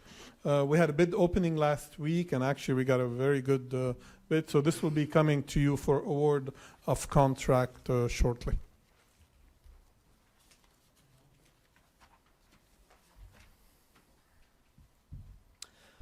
Next project is alley rehabilitation. This is Clean California grant. There is Caltrans Clean California Phase 1 improvements as part of this project. Proposed improvements include rehabilitation of 4th Street Alley, including asphalt rehabilitation, paver, construction, beautification, irrigation, and new plants and trees, and new artwork as part of the project.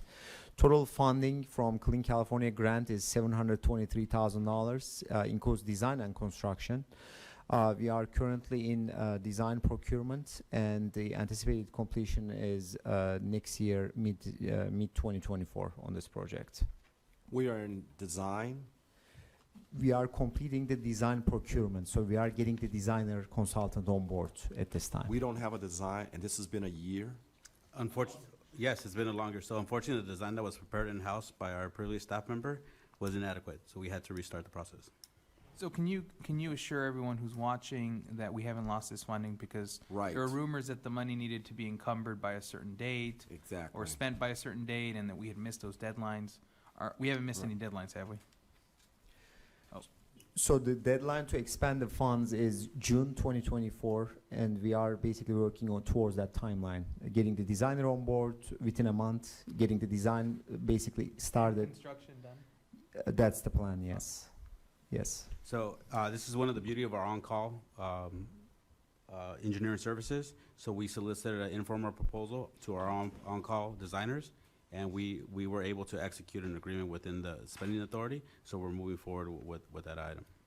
So, once again, what is the date that these funds, you said 24th, that funds must be expended? Yeah, the funds must be expanded by June 2024 because of the Clean California grant involvement on the project. And that includes construction as well. That includes construction as well. This And- is why, Yeah. this is why and this is a little bit of a side note, but this is why our contract services, like for engineering and for planning, is critical. Because when we lose staff here, they have economies of scale. They have a dozen people who probably work at the firm who do just this very thing and get this done so that we don't lose grant funding. So Right. I know there's been grumblings around in the past, well, why are we contracting out? This is how we get work done when we have a volume this high of projects to get through.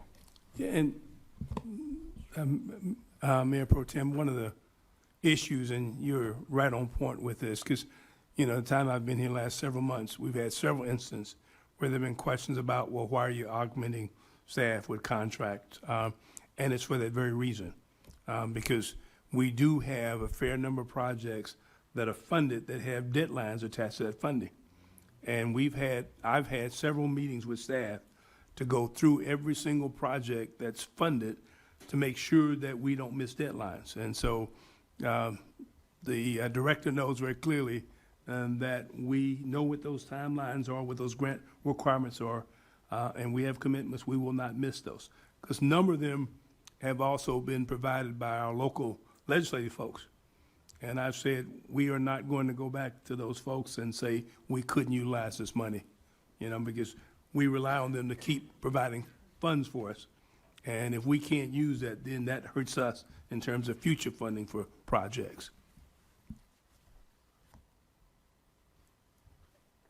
Okay, the next project is the State Highway 215 at the University Parkway interchange improvement. So we had the presentation from the SBCTA last week. So, you know, so we're all aware of this innovative new diamond diversion interchange design, and this will really help improve the traffic congestion at that this old interchange and highly utilized interchange. And this project, the budget is about $2 million, and currently we do expect the total estimated project cost is going to be around $2.962 million, and so there's a shortfall about $950,000. And we do also have a plan that this is a Measure I funded project. We've spoke to SBCTA that we could apply for a loan with the SBCTA, because this is coming from the improvement impact fees, essentially. So essentially, it's like a revolving loan fund that our future in development impact fee will be collected to help fund this Measure I, and then that will help to pay for, you know, that we will get proceeds in the coming years. So this is it's like a self-sustaining funding program. Currently it's in design. The construction, the estimated completion date is March in 2025. The citywide pavement rehabilitation project is a slurry seal project. They include crack sealing and slurry on the various streets. Project is ongoing and almost over, actually. Next couple of months we'll bring a notice of completion to the city council. What streets? There's a whole list of streets actually are shown on the map. I don't have a On list this of them map? right now. There's a list of streets. Right. We can provide you with those. If you can, I appreciate it. Thank you very much. Sure. Since we do have a surplus on that one, is it possible to identify other streets that have the life, what is it called, the life expectancy, year? Remaining service life. Is it, in order to qualify for a slurry, what what is the acronym? RLF? PCI. Or whatever. Is it 5 through 10 or is it 0 through 5? How do we identify a street that would qualify for a slurry? Because obviously not all streets would have a slurry. That's probably the most I minimal. can answer that if you'd like, Daniel. Okay. So typically, and you're going to have a pavement management program coming to you as well, where we evaluate all the streets in the city. So typically, a slurry seal is a 75 and above. Those are the streets that we want to maintain before they would need an overlay, which would cost you 3 or 4 times more. So we try to catch these cracks here, and these are the ones that have just some cracks, and then we fill them, we seal them with the slurry seal. This way we don't have potholes, alligatoring, and then Correct. you require much more expensive work. So these are the kind of streets. And I apologize, you're right, we could have listed all of these streets, but truly this was a summary high level where we're not listing everything, because the assumption is the council is aware of these It's a very projects. We're large- updating you on their scope, so And I think I misspoke. apologize. I think I Next meant- time we will list them. And I think I misspoke. I think I said 0 to 5. Really, it's the 15 to 20 that would probably receive the slurry seal because they have the longest life expectancy of road conditions, I believe. So since there is a surplus, is it possible to still look at other streets that have that 15 to 20-year road life expectancy and give them a slurry seal so that we can add an additional, I don't know how many years a slurry seal adds to a road, but yeah, 5 to 7 5 years, maybe. So if there is a surplus, I don't know how much we can do with, what's the surplus, about 300,000 to 400,000? If there is an opportunity, if we can identify any additional streets out there that do fall within that 15 to 20, I say, if we're able, let's, I would encourage that as well. We'll explore that. Wait a minute, is that a motion? Can we do that here? So instead of making it optional, make it mandatory? Can we do that, Pro Tem?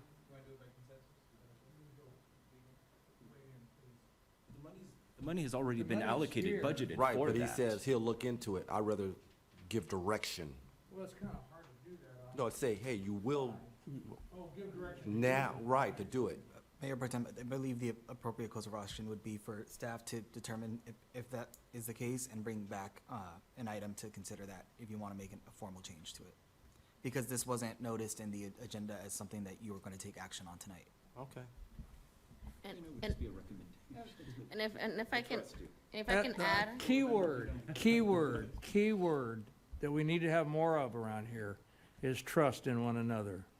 And if we ask someone to do something, we gotta trust that they're gonna do it, especially when we're talking to staff. So thank you, and I, generally speaking, do.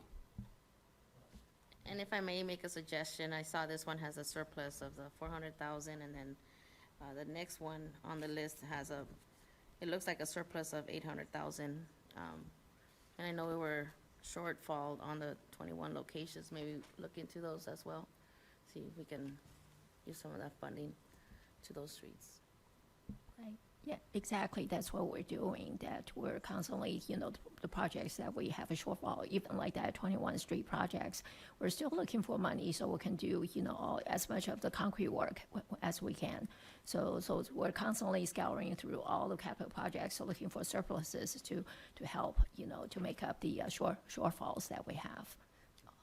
Right, and there again, that's something that I particularly assume that staff is doing those kinds of things and trust that they are doing exactly that, so that we're not sitting on 400,000 over here when we could be moving it over here. Now, maybe you need our blessing to do that. And again, you need to bring it to us and say, we got this shortfall over here, and we've got this money over here. We need an approval to move it. So Yeah, again, that's exactly what we have tonight, that's later part of this presentation, that we do have, surpluses from 3 projects that we completed, that we're moving them to 2 projects that we have a shortfall to, address the street lighting important projects. That's one of the very reasons why we're here to do that. Yeah, okay. So the next project is the City of Highland. So this is a joint project that address exactly, that we want to have the streets that's completely paved, especially with the joint boundary with other cities. So this is a project that we, with City of Highland, for that's in Pacific Avenue between the Victoria and Church Avenue, and is to improve the pavement, sidewalk, curb ramps, and bike lane. And the project budget is about $2 million, and then our estimate at this point is $1.27 million. So, so things are within budget, but we don't want to, we're still getting into construction. If we have surplus from this project, we certainly will apply it to other projects. The estimated completion is March 2024. Highland is the lead agency. What kind of money are they putting in? Is it equal amounts? Are we splitting it down the middle?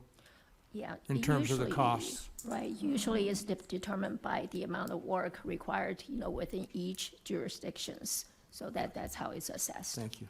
Yeah. Again, on that one, it might be nice to show the amount that Highland's kicking in or what they're doing, because I think based on what you just said, if they have a little bit more work to be done on this project, is it fair to assume that they would be putting in maybe not only a little bit more labor and effort from their staff, but more money as well? Right. So that might be nice to be able to see that, how much they're contributing. So the next time I run into Penny, I can tell her, hey, thanks for the $4 million. Yeah, exactly.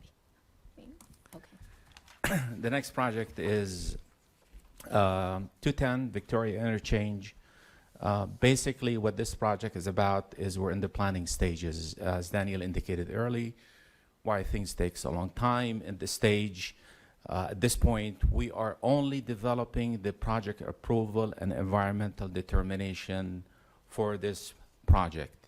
And we are not contributing any money for this project approval and environmental determination. It's the tribe and the city of Highland is paying the tab on this one. I'm just helping them reviewing the oversight and the impacts within the city. We're reviewing the alternative ramp design at this location. They provided to us multiple alternatives. We're happy to share them with you at a later stage to see how these ramps will incorporate within the city boundaries. But this is basically the project as an overall. And this is to alleviate the congestion currently we have at the eastbound 210 off-ramp at Highland. So if this goes through, that interchange will balance the traffic coming into the city. And then also this project is very helpful in providing access to the San Bernardino International Airport. Yeah. You're welcome. Thank you. The Pepper Avenue Rehab Project is a joint project with the City of Rialto. It includes some asphalt rehab, concrete improvement from baseline to mill. The project is ongoing and expected to be completed by January 2024. The Sierra Way project from 9th Street to 30th, if you've driven on it lately, you'll see that it has been paved. Project is almost completed. We're in the final punch list, so we should be bringing it to you shortly with a notice of completion.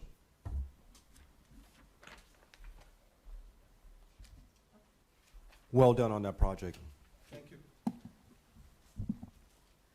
So the next will be the first one of the 9 projects that we have with the San Bernardino County joint projects. So this map shows that, all the areas that will be part of this project, but again, that what we are, our involvement, it really will be kind of just where the boundary between the county unincorporated area and the city. So what's shaded in blue is the city of San Bernardino territory jurisdiction.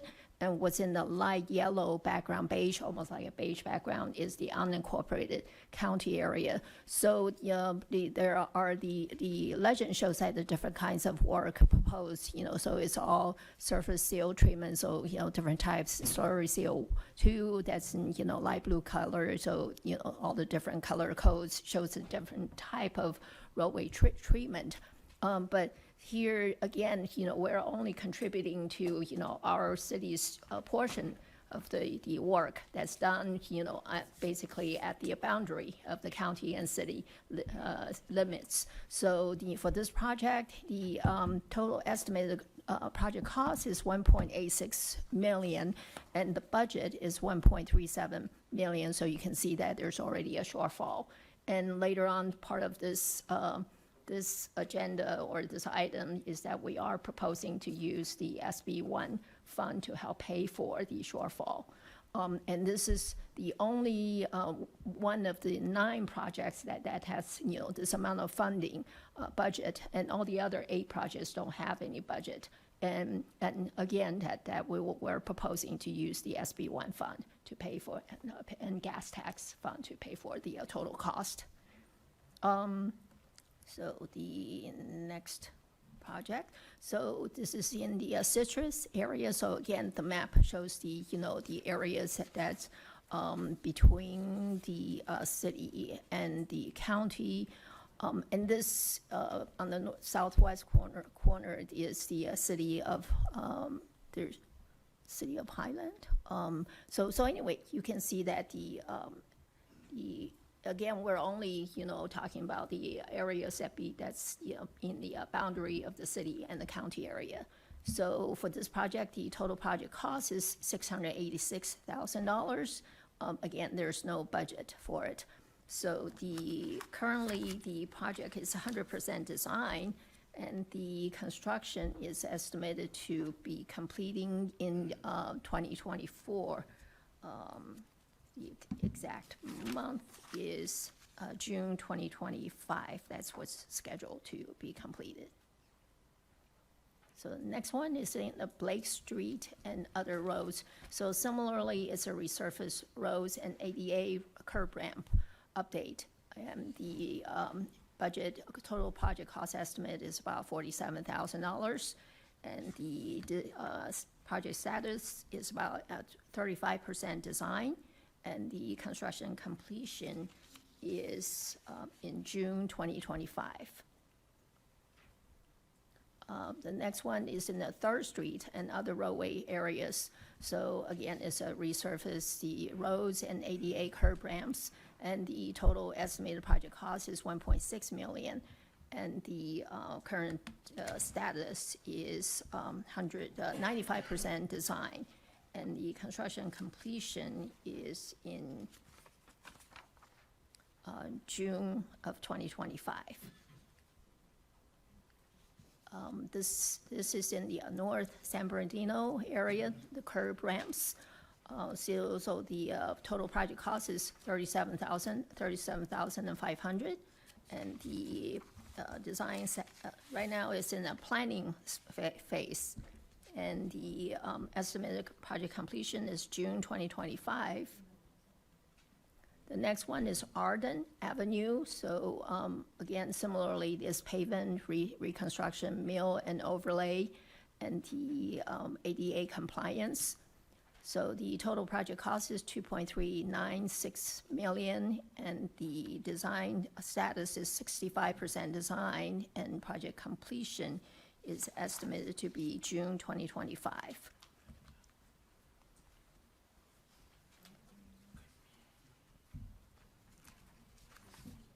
The next project is the 210 Waterman Avenue improvements.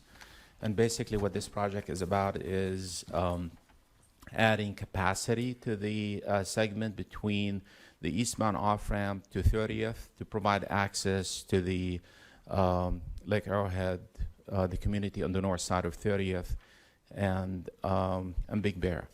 So the budget for this one is $400,000. The estimated total project cost is $1.398 million, but we're working with finance. There's close to $998,000 that needs to be appropriated part of this one. So after this presentation or next week, we will not have a shortfall on this project anymore. This project is moving quickly because we are doing the final 100 plans reviews on this one, and we're going to go through an encroachment permit process with Caltrans. They're on board with this project. So we're ready to hit the ground, I would say, by the third quarter of this year. So this is a fast-moving project, and you will see results immediately. Quick question on that one, because this is officially, technically, it's a state highway. Is there an amount, financial burden that falls on Caltrans, or they pick up a cost of this, or how does that work?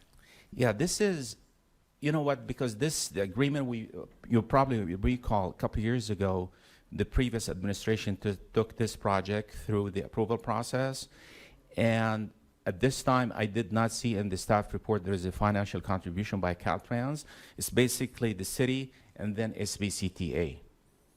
SBCTA is the lead project manager on this one. And along those lines, you use the word technically a state highway. It seems to me that from the freeway north, it's in the city. Right. And we're responsible for it until it gets like past 40th Street. And that's when it becomes really a state highway. Yeah. And that is an ideal, talking about an entry to our community and beautifying that area up there from 30th, where a lot of people from out of town get off on 30th and go to the mountains. So, you know, and that could really be a great project to work on, to really let the public know that we're serious about beautifying this community, because that's nothing but mountain traffic almost. And so it's critical that we try to find funds for that, to maybe rehab that whole, both sides of the street, not just the streets, but the walls going behind all those houses and the whole thing. Very important to, just like it would be coming off of the freeway into downtown on 2nd Street or 5th Street or any of these streets that people are coming from out of town into our community. We need to be working diligently towards beautifying those and making a statement. And I know we can do anything with money, so go find it. Speaking of the W, you said you found $1 million where'd that $1 million come from? And this is not for the consultant, this is for staff. Who here knows where that $1 million came from? Nobody knows? The 998, the one I talked about, yeah, it was in the staff report. Upon review of the staff report, I brought it to the finance. We're working with finance in appropriating that money. So it's already in the staff report. Explain. This is actually part of the Measure I funding source. Oh, it's Measure I funding? Yes, Yeah. yeah. See, there you go. we That's what I do was get, asking. Where did that money- annual, already, revenue from Measure I. Yeah, what bucket did it Measure come I, in? yeah. Yeah. Okay. And look, I thought SBCTA gave a presentation on Wednesday. On Wednesday, last Wednesday, yes. about this, and they mentioned this as one of their projects. They're not contributing any financial help to this? There is a cost sharing with this, with SBCT on this project here. Oh, so this is just our Yeah. portion? Yes. Okay. Yeah. Okay. Yeah.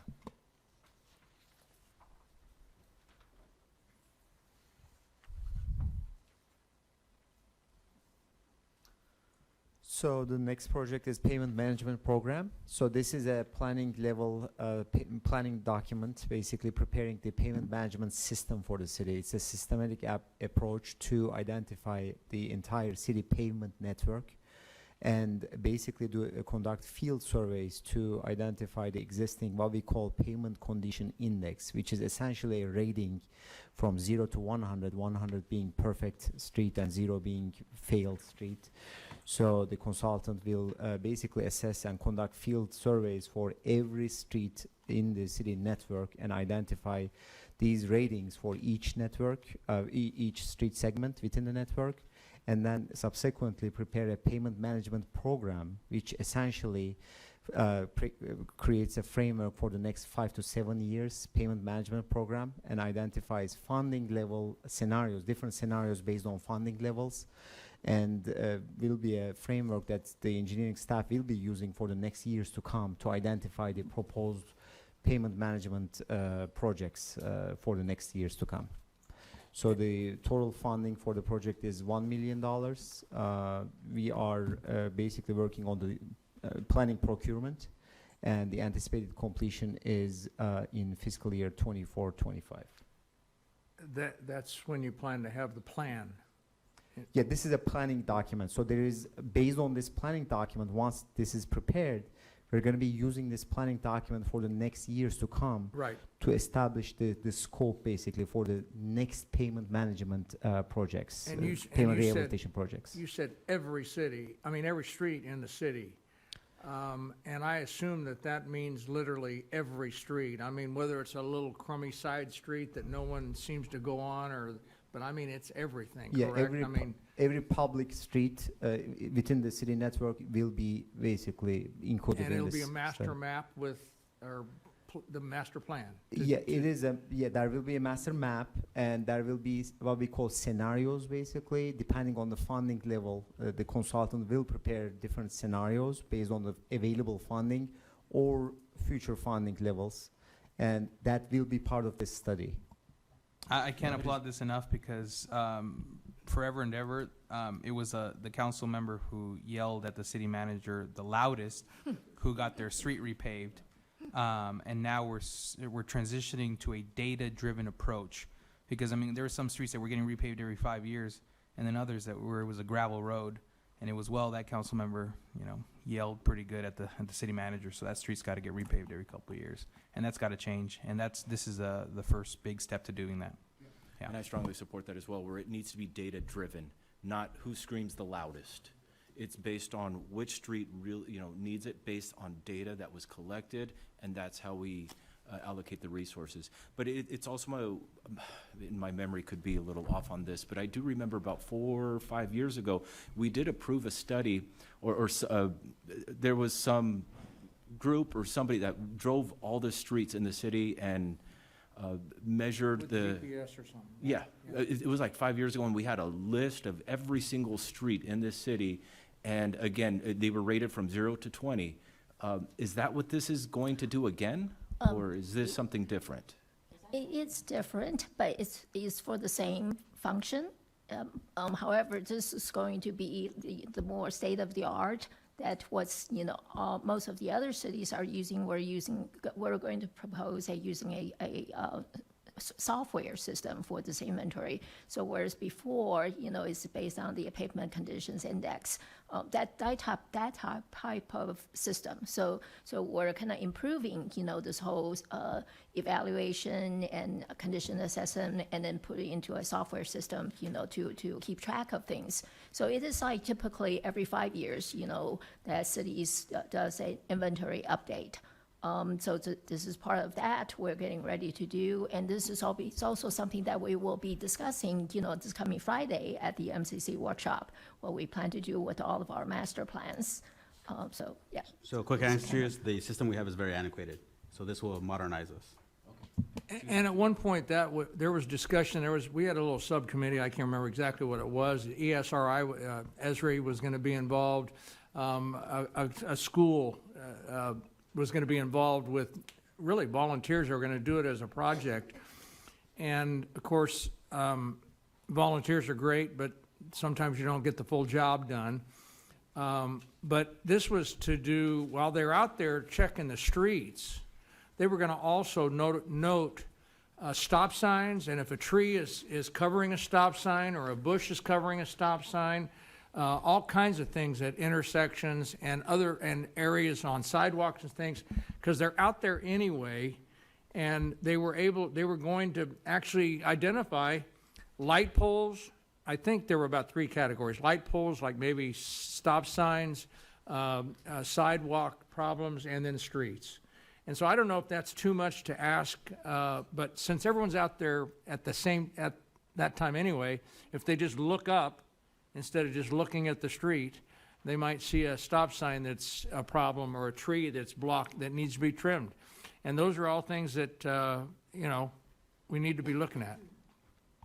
It's a monumental task, no doubt, but we need to be doing it.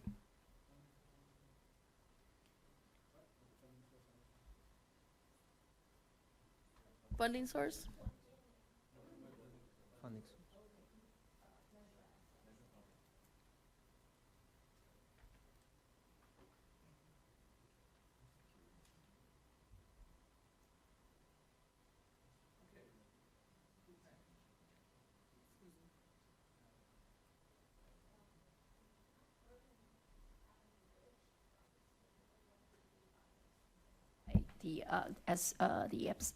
SBC TA last week. So as you're aware that, the project is in progress and the design is currently in design. The construction is estimated, is in planning actually.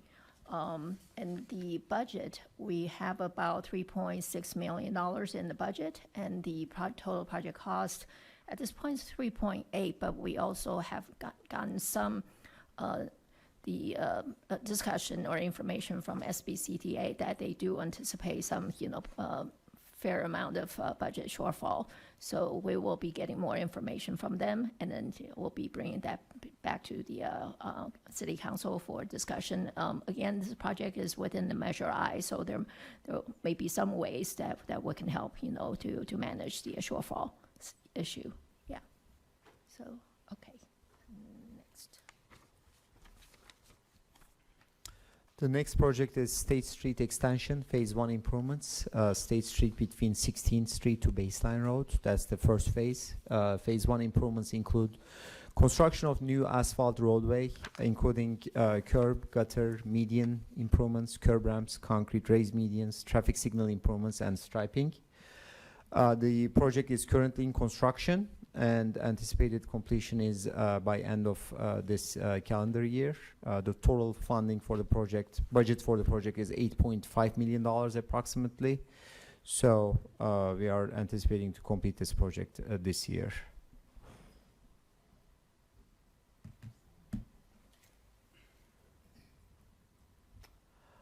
The next project is Cross Street Bridge Emergency Improvements Rehabilitation. So this is the existing bridge on Cross Street west of Fairfax Drive. So the work includes replacement of existing bridge deck on Cross Street west of Fairfax Drive as emergency repairs. So there is currently no budget for this project. Essentially, it's one of the recommendations for tonight, and the staff's original estimate for this work is approximately $1 million at this time. Staff is working with different jurisdictions, including San Bernardino County Flood Control District, as well as other regulatory agencies, including utility companies as well, for the necessary relocations of utilities and other improvements, as well as the school district as well, because of the existing temporary payment through the school property. So there is various coordination items for a project at this scale, a lot of moving parts, but basically the current estimate is $1 million, and anticipated completion for this project is mid-2024. Has the RFP gone out for this already? Can you repeat your question? Sorry. Has an RFP gone out for rebuilding the, well, we're in design right now. Yeah, so we haven't Yeah, you're released the right. construction documents Yeah, yet. you're right, yeah. So it's important to note that we're actively communicating with county residents, the school district, the utility companies. This is an evolving project. Obviously, when we started the project, some certain assumptions were made, but as the design has been progressing, initially it was just going to be a retrofit. But now we believe that we can rebuild it so that we don't have to deal with this again. So it's basically a new design. So that's what's pushed back the project. But we're constantly communicating with affected stakeholders. So we're actively engaging them so that they're aware of the project status. There's no insurance claim on this or anything? So I know we had a bridge once collapse at a park, and that got paid, we got paid to fix that. There was no. We haven't really explored that with the risk management. We've been so focused on the project delivery, but that's something we can discuss with. Yeah, we got $800,000 for the Meadowbrook Bridge, Meadowbrook. When it got burned down, we got $800,000 to rebuild it. Well, there's definitely signs of vandalism, so we can look at it. Oh. Something worth exploring. Yeah. Okay.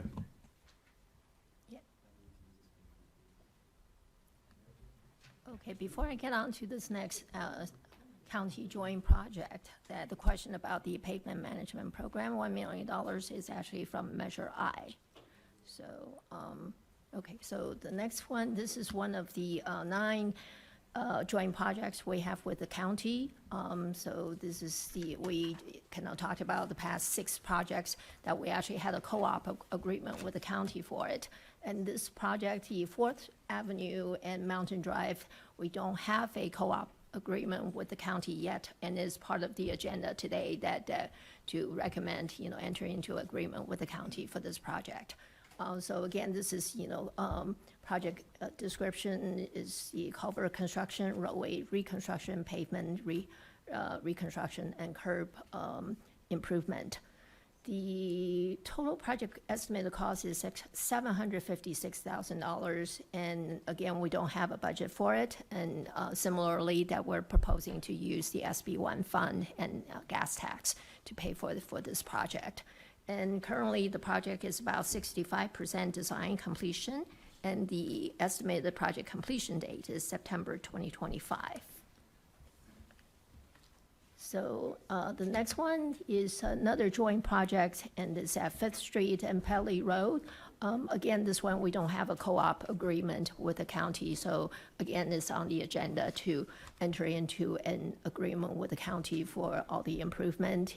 This includes the Hawk system installation, ADA ramp upgrade, construction, and the installation of high-intensity activated crosswalk beacon for a school crosswalk, including intersection street civil improvements. So the project total estimated cost is $355,000, and there's no budget for it. Again, so it's the SB1 funding and gas tax funding. The estimated project right now is 95% design completion, and the estimated project completion date is October 2023. The next project is the last project with the county. It's at 40th Street and other roads. So the project description includes mill and overlay and 88 ramp upgrades, roadway resurfacing of the 40th Street and other roads. Still, the total project estimated cost is $1.14 million. Similarly, the cost will be paid for with the SB1 fund and the gas tax. So this project actually is on a very progressive schedule. It's already been awarded, and we already have a signed co-op agreement with the county for this project. The project completion date is estimated to be June 2024. Okay.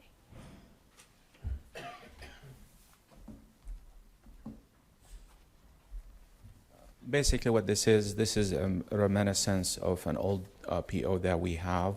So this is access budget we have of $54,000. Currently we have a contract with Unex for replacing the street light knockdowns, and we can move that money into that account. We'll work with finance, but that's what this basically is all about. Does someone know, did they get that light that's on Valencia and Orchard, that one that's at an angle that needs to be knocked down and picked up because it's a hazard? Does anyone know? Has that been taken care of? I'll find out tonight when I drive by there. Yeah, that's fine. Send me an email and I can send it to O&M Council. And Thank you, sir. Appreciate it. No problem. This is the project that I discussed earlier, that I don't think the Inland Empire, they have a system like we have here on E between Baseline and Highland. This is, as you can see, what we did at this location is basically retrofitted the existing lighting system that we have with solar, because if we went ahead and replaced the existing conduits, took them out, pulled new cable, the project will be costing up to $1 million.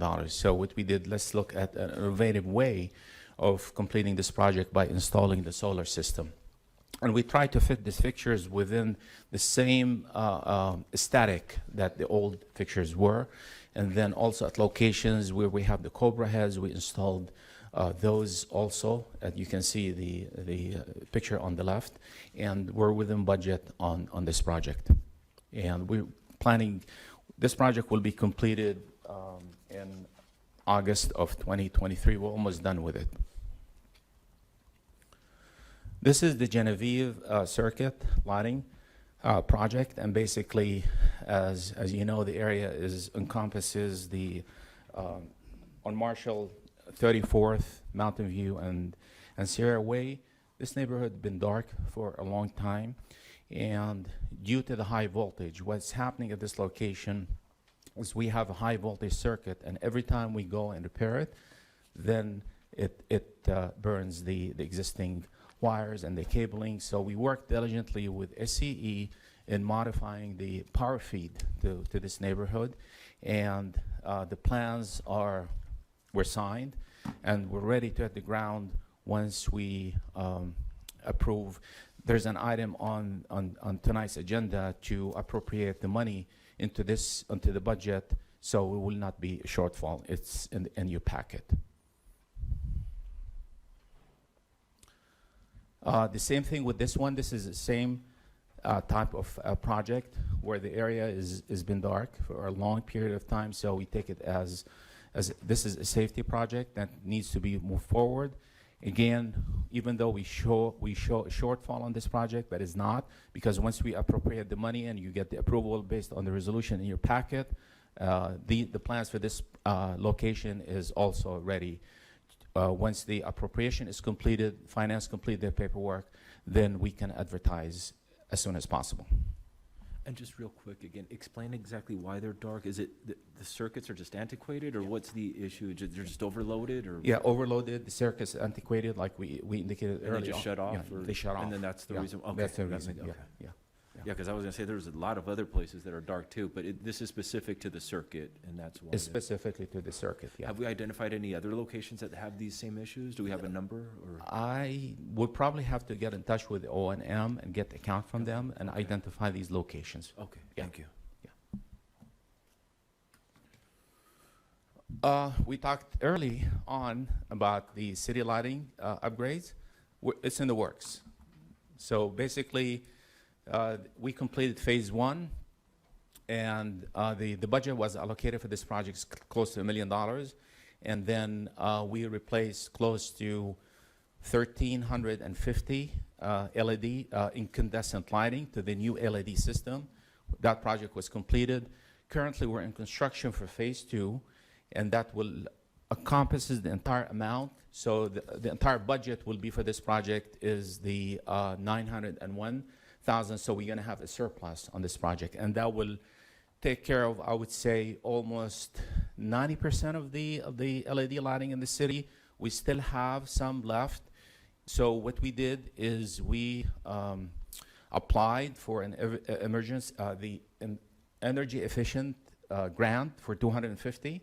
And because it's set aside for each city in the United States. So hopefully we can get that. We were working with the grant division and applying for that grant. And with that, we'll probably be completing almost to 96, 97% of the LED conversions in the city. Just real quick, when you say LED, you also mean solar power then, right? No, just taking the old incandescent light that you have, like the old one, the bulb, the fixtures. Yeah, and then we're changing them to the LED, which is the bright. Are those like the ones that we had on E Street by any chance? There is Like some you're new replacing? development. Actually, what we do is we condition all the new development to do the conversion into LEDs.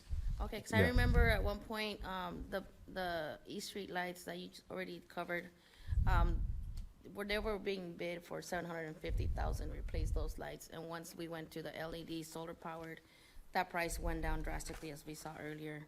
So, I mean, that should be something that our staff should be looking into, if possible. Yeah. We're big proponents on solar power, sorry. Okay.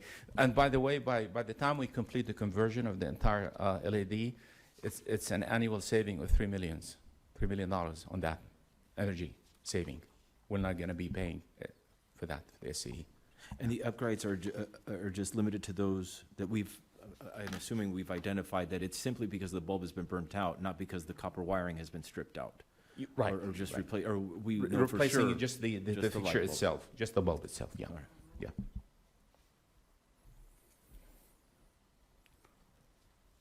Okay.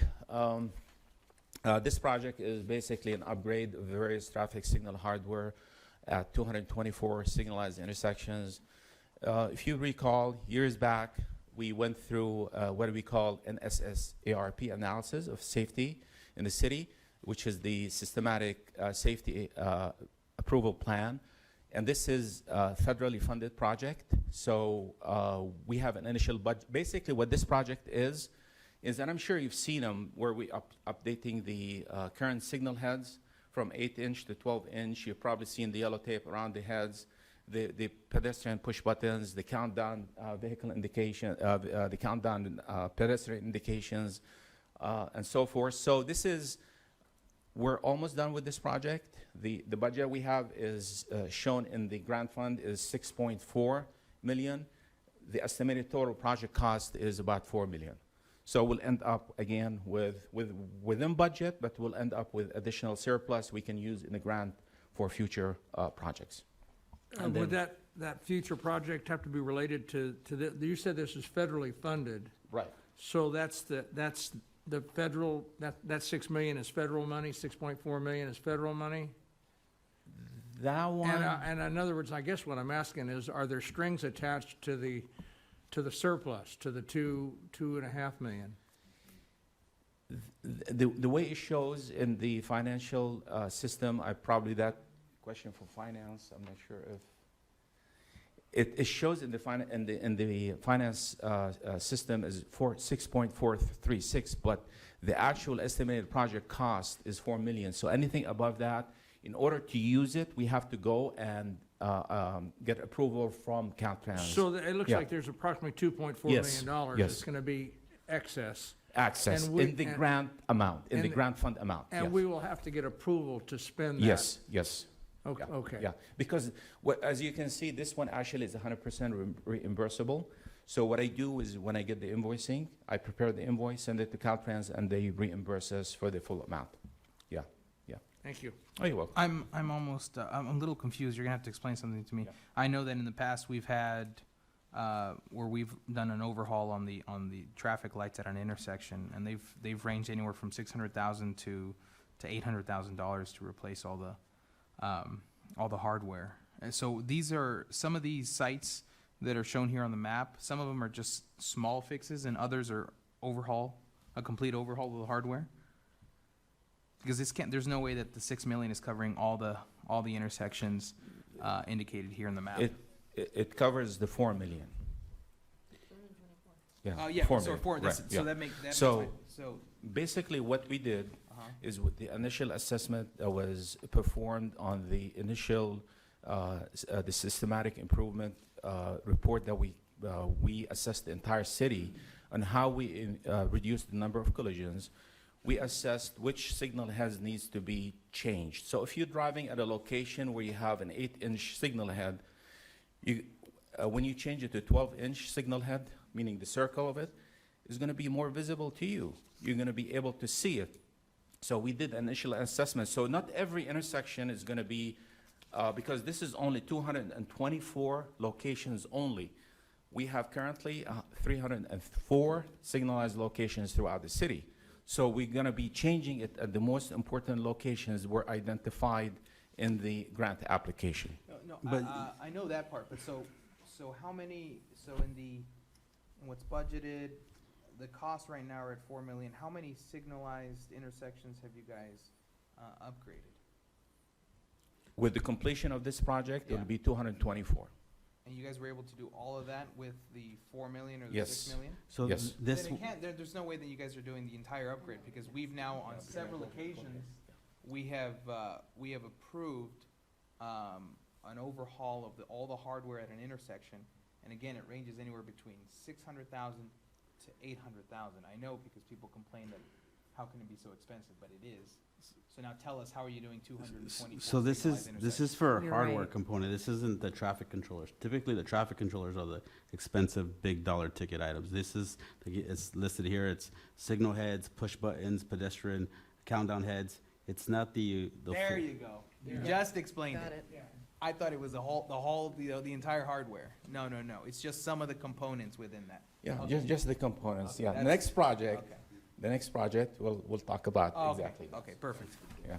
The door, Yeah, he's yeah, up the door. yeah. It's just the doorknob. Okay, another one.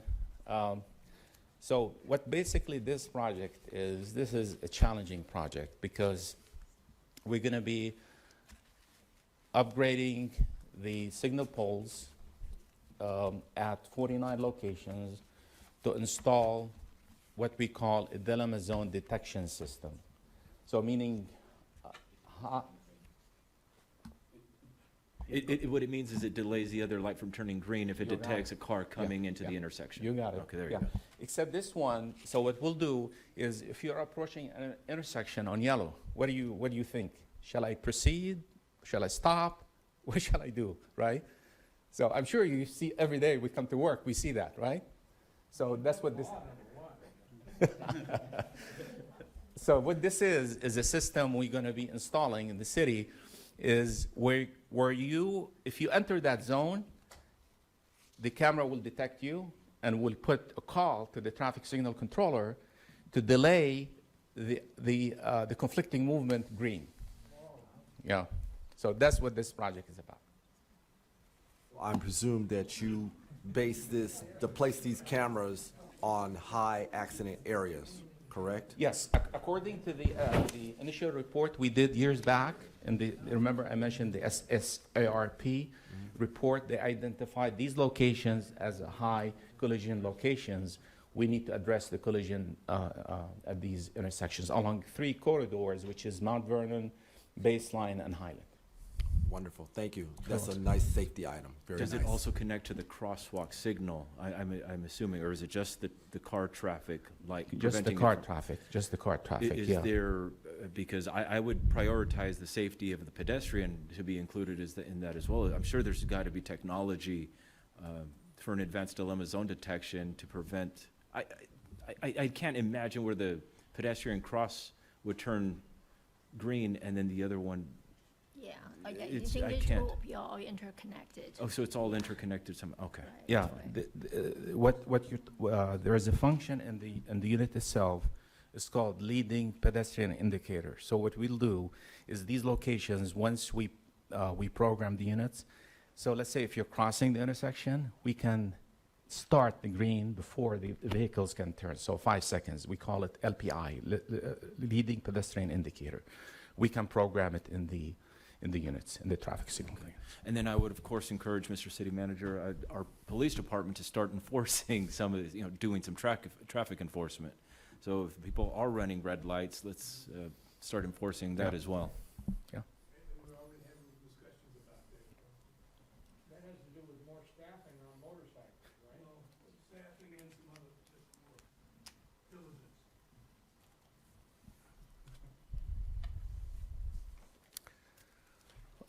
What this is basically an annual budget that we get. We upgrade the communication that we have back to our traffic management center. So this is an ongoing budget that we obtain on an annual basis. On the average, we spend between $37,000 to $40,000 on this upgrade. So this is an ongoing annual program.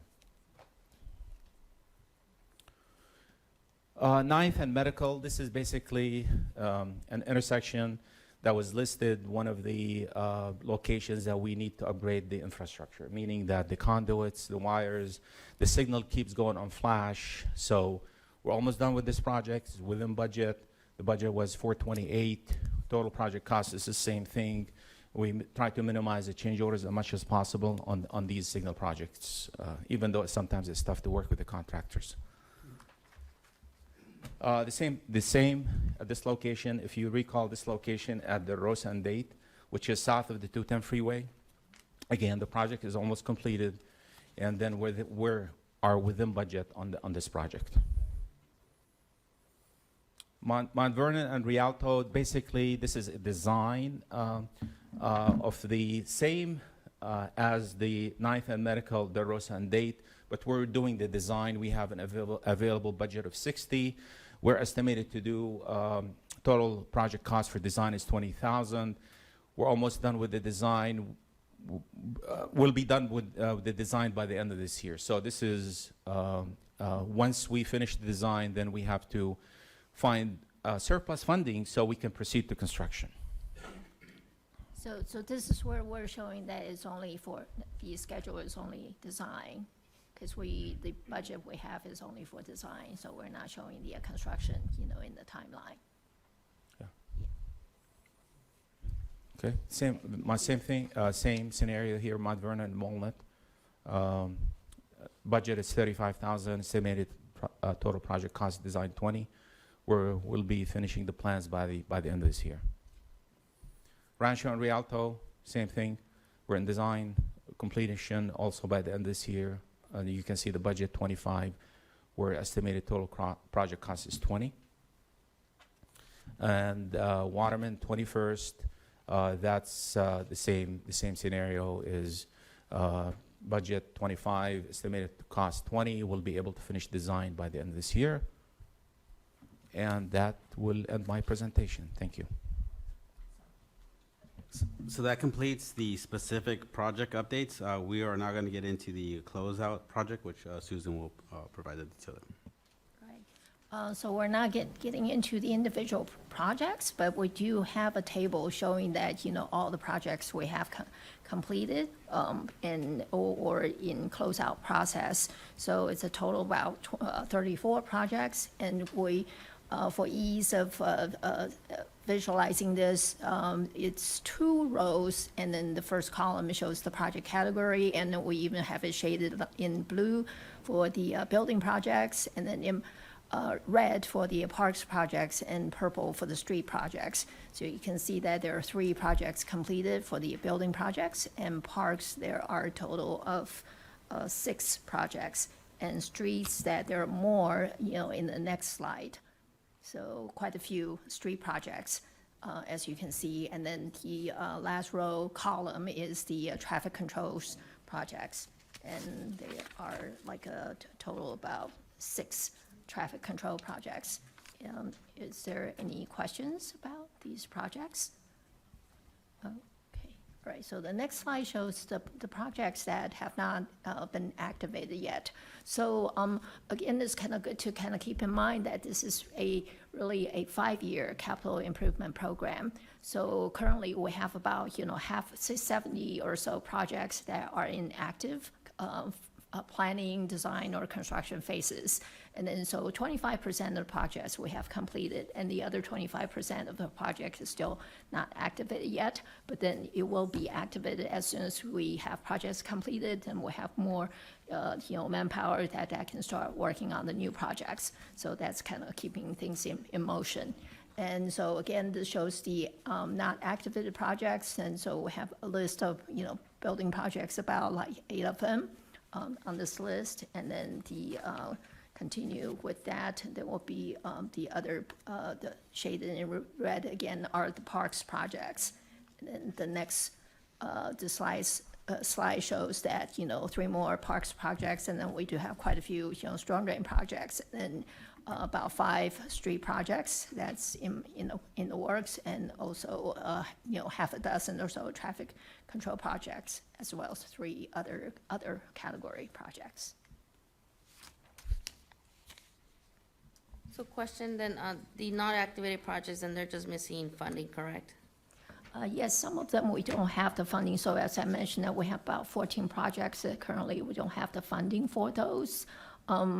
And this will be, we're constantly looking for funding that we can help fund these projects. As we kind of go through projects completed that have surplus, that we look for, where it can be appropriately help fund the new projects. So again, funding that there are different funding allocations. So some we have to see that where, for example, storm drain projects are typically funded by the storm drain fund, or these the Measure I projects are funded by the Measure I fund. So we have to see, how we can appropriately apply the different sources of funding. And Councilmember Barra, some of those projects haven't been assigned to staff as well. So that's a They haven't combination. been? Yes. Okay, yeah, because I remember, for example, I'm looking at the Waterman baseline culvert. I know we approved it back in, I think, 2019. And, that's just one of the many projects that I see here that we've approved, and they're not getting done. So maybe by the 30th, if staff can provide status updates of where they are, if they're under the design or the construction aspect, so we know what money to allocate to those, that'd be great. So those projects on the non-activated list, we're definitely looking as these projects start closing out. start loading our current project managers with moving those from non-activated into activated. So if we haven't moved them into the activated, it'd be hard to tell you potential schedules, potential impact. But as we move projects forward, we would definitely be able to have a better understanding of that project. Okay, yeah, because I remember, like I said, we've approved some funding for some of these projects in the past, and it'd be nice to see where they are currently. That would help us tremendously, and staff too. Thank you. Perfect, thank you. So the next two slides, I'll present on this slide, and then on the next slide are projects that have identified shortfalls that need to be addressed in order for the projects to continue. In the slides, we provided expected shortfalls, but those projects are either rough estimates or not ready for the city council to take action on these projects. So the items on the next two slides are projects that need to take action so that we can move into the next phase of those projects. The first one being the Cross Street Bridge. As indicated by OCON, this project is estimated at $1 million. We're progressing through the design. Right now, the estimate still stands at $1 million. So the funding source that we're requesting from here is the Capital Contingency Reserve Fund, which definitely has a fund balance. The second item, although it's listed here, staff intends to return to the City Council on 7/19 to amend a cooperative agreement with SBCTA for us to move the University Parkway and I-215 improvements. So this will allow SBCTA to bid this project so that they can move into the construction phase.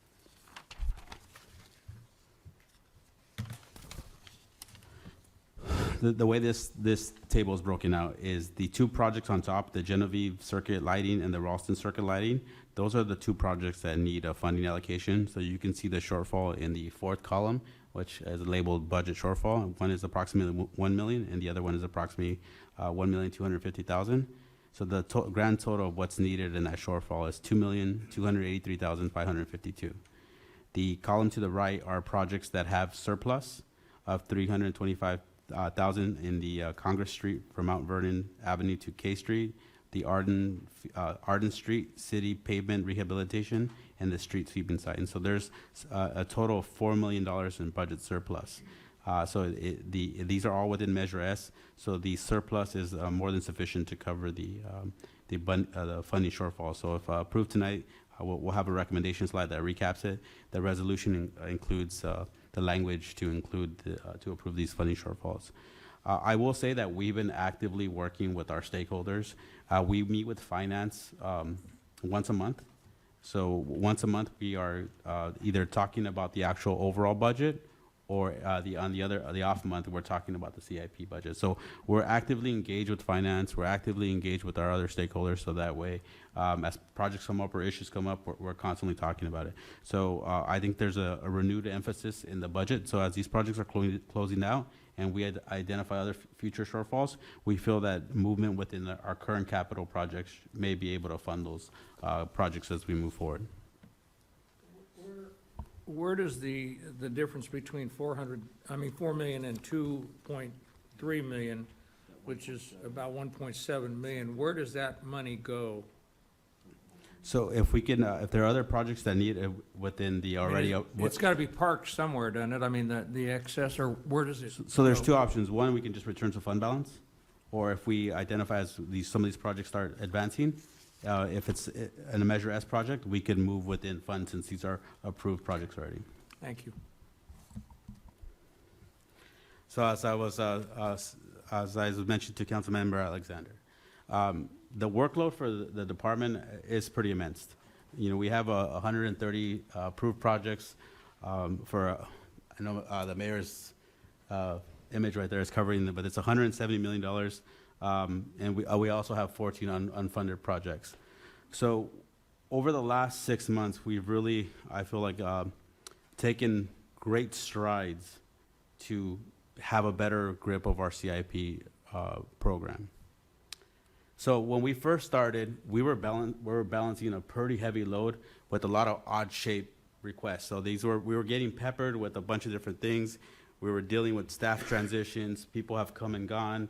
We've integrated a new augmented program. So it was very challenging. The road ahead was very, very difficult. So this image in the middle, what I feel still shows the heavy workload, but it's a lot more balanced. And we are now on solid ground. I know it's being covered by the ribbon right there, but we are on solid ground right now. We definitely feel that the work that has been done in the last 6 months is preparing us for this 5-year CIP. There's still a lot of work to be done. Obviously, the feedback that we received tonight, there's still some things that we can streamline, and I'll be the first one to admit there's room for us to grow.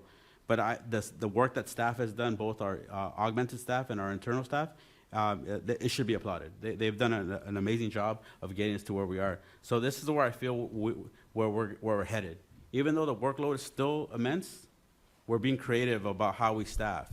We're actively looking at recruitment. We still have 2 critical positions that are not funded that are very critical to the CIP, which is our principal civil engineer and our city engineer. So once those recruitments are filled, it's going to help provide a lot more support to our staff. But our staff is doing a tremendous job, and they should be applauded for the work that they do. So I feel like these 3 pictures represent where we were to where we're headed. So I think this is a slide that I think really is very telling. So we initially tried to compare CIP budgets. We initially tried to compare staffing, but it wasn't an apples to apples comparison because every city is slightly different. So what we did is we took a comparison from similar sized cities. So the axis from Huntington Beach to Santa Ana represents the cities with smaller to larger populations. So the cities below are 4 cities that are slightly below in population, and the cities to the right are cities that are above us in population. With the help of finance, they helped us prepare this slide. So each city represents the number of projects per project manager. So in the case of Huntington Beach, they have 5 projects per project manager. So excluding San Bernardino, on average, is on just this data set is 7 per project manager. The industry average is about 7 to 10. Here in San Bernardino, we're managing 47 projects per project manager. So when you tell me why projects are not being moved forward, it's because the workload is just immense. We're trying to prioritize, we're trying to triage, and the staff is doing a great job of doing that, but trying to bring projects forward, and it seemed like the previous methodology was we doubt what was recent.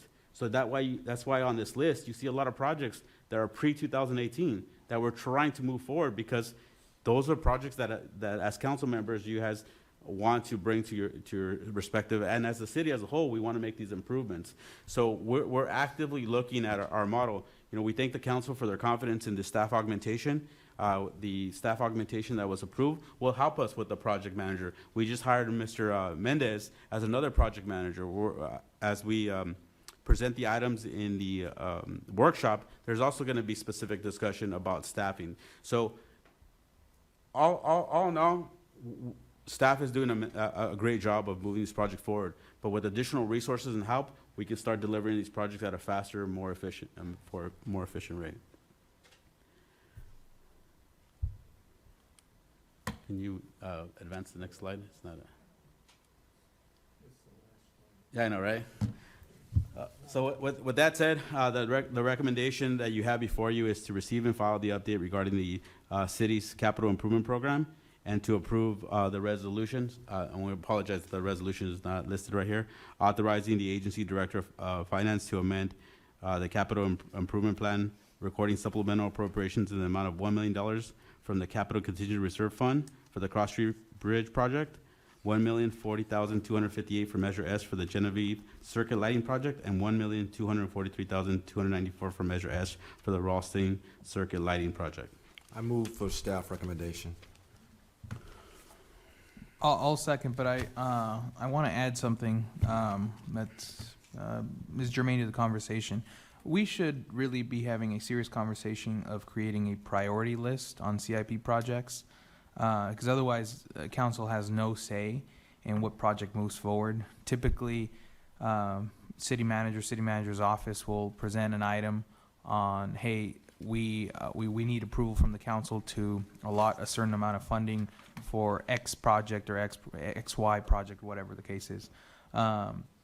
And there is no council input, maybe at least not in the open, on on which one should take priority when it comes to funding, because, and I don't know if you have this information readily available, but there are plenty of projects that don't have secured funding sources, and as funding becomes available, staff then looks and, I guess amongst themselves, pick what they will present to council for funding. Am I wrong? No, I don't have the history with San Bernardino of Yeah. late. So Daniel or the finance person would be better positioned to answer that question. But I can go in terms of industry standards, you know, what normally is the practices of other cities. And that is when you're going through your CIP process, just as you're going through your budget process, the council, just like in terms of setting priorities for your budget, you will also set priorities for your capital improvement projects. So if that's not happening, then that's a fault in the system. Yeah. So if you're saying that the council has not in the past been able or didn't take the opportunity to prioritize that, then that's totally something that you can correct at any point in time. Yeah, and I think that's what we're gonna have to do, because right now, I mean, correct me if I'm wrong, there is no priority list, right? There is no, hey, these 15 projects take priority, barring, of course, for example, the Cross Street Bridge, right, which just collapsed and left people stranded. Barring a situation like that, these are the 15 capital improvement projects that we're going to focus on, that need to get done before we start considering all these other projects. We don't have that list, right? So like the Genevieve and Ralston, you know, those are safety related. There's a lot of, so these are projects that are already in the hopper, right? They're already projects that are approved by the council. So we're trying to identify, we're perfectly trying to balance where it's at in the current stage of the different phase of the project, as well as with the funding need. So these projects that we've taken on in the 144, some of these were already in the pipeline and had already started beginning the process of being worked on. Yeah, no, and I get those, but I'm talking about and I don't know if you have this slide, but I mean, maybe you do. Do you have a slide of projects, CIP projects that are maybe in the planning phase, completed the planning phase, but have no funding for construction and completion? Do you have that? So we don't have that broken down, but some of the slides that were on the list are wrapping up funding. So we're going to come back to the point where staff is going to evaluate the funding, based on what the excess funds that are available. As we saw right now in the recommendation, there's about $1.7 million from Measure S. So depending on the funding source and what's funding that project and what's eligible, we could look at those funding sources. Well, but that's the thing, is that sometimes there are two projects that could compete for the same funding. The SB1 funding, Measure S funding. This council doesn't decide, well, this one over this one. Right now, it's staff saying, hey, we'll push this one forward for council to set aside funding for. And what I would like to do is that this council, and it would have to be in the near future, would be presented with a list, maybe even a shortened list of, hey, these are projects that we're not sure where the funding's gonna come from for. Maybe we did design already, but we don't have funding secured for construction and completion. Of this maybe shortened list, can the council as a whole prioritize, as the legislative body of this municipal government, can you guys give us a list? Can you guys come up with a list of 15 that need to be priority? So because right now, there's no input from the council, right? So I'll defer some of the policy decisions. Like, I know Charles probably wants to, because we have talked about, and he did mention at one of our council meetings about the council creating a policy that helps prioritize that, creating a quantitative system. But for your specific request, the projects that are already in the pipeline that are close to finishing, say, a design phase that doesn't have construction dollars allocated to it, we can put together that list, and we can just itemize the list for you, and then we can bring back to the council on what projects want to be prioritized. Okay. Can we do something like that? Because right now, that shouldn't be difficult. Yeah, because I think the council needs to opine on what's going to take priority. I mean, Councilmember Calvin brings it up every time. Why isn't this project priority? And then I'm sure there's a couple things here where I say, well, this should be moving up in the list, but staff will sometimes recommend, hey, we have a funding source has opened up. we recommend you guys expend this money on such and such project. I mean, I don't mind taking recommendations, but I think there should be a list of 15, maybe 15, 12 CIP projects that the council has approved as top priority. It's totally doable. Okay. And again, I would say that now is the time to do it, because you would normally do that when you're going through the evaluation before you adopt the CIP. But we can still go back and make that kind of adjustment. What I was hearing Councilwoman Calvin say, and maybe it also was council needing to set the priorities, but what I was hearing her more say was that she was concerned about priorities being changed, that the council would adopt, and then some people would go back, or council would go back and change it, and reorder the priorities, and that would affect her ward projects she thought had already been approved. And then But we don't have a priority list. They're all just there. But I'm just saying that's what I was hearing from her. Yeah. I think the mayor has her hand up. Mayor Tran, do you want to make a comment, or? I do, thank you so much, Mayor Protem.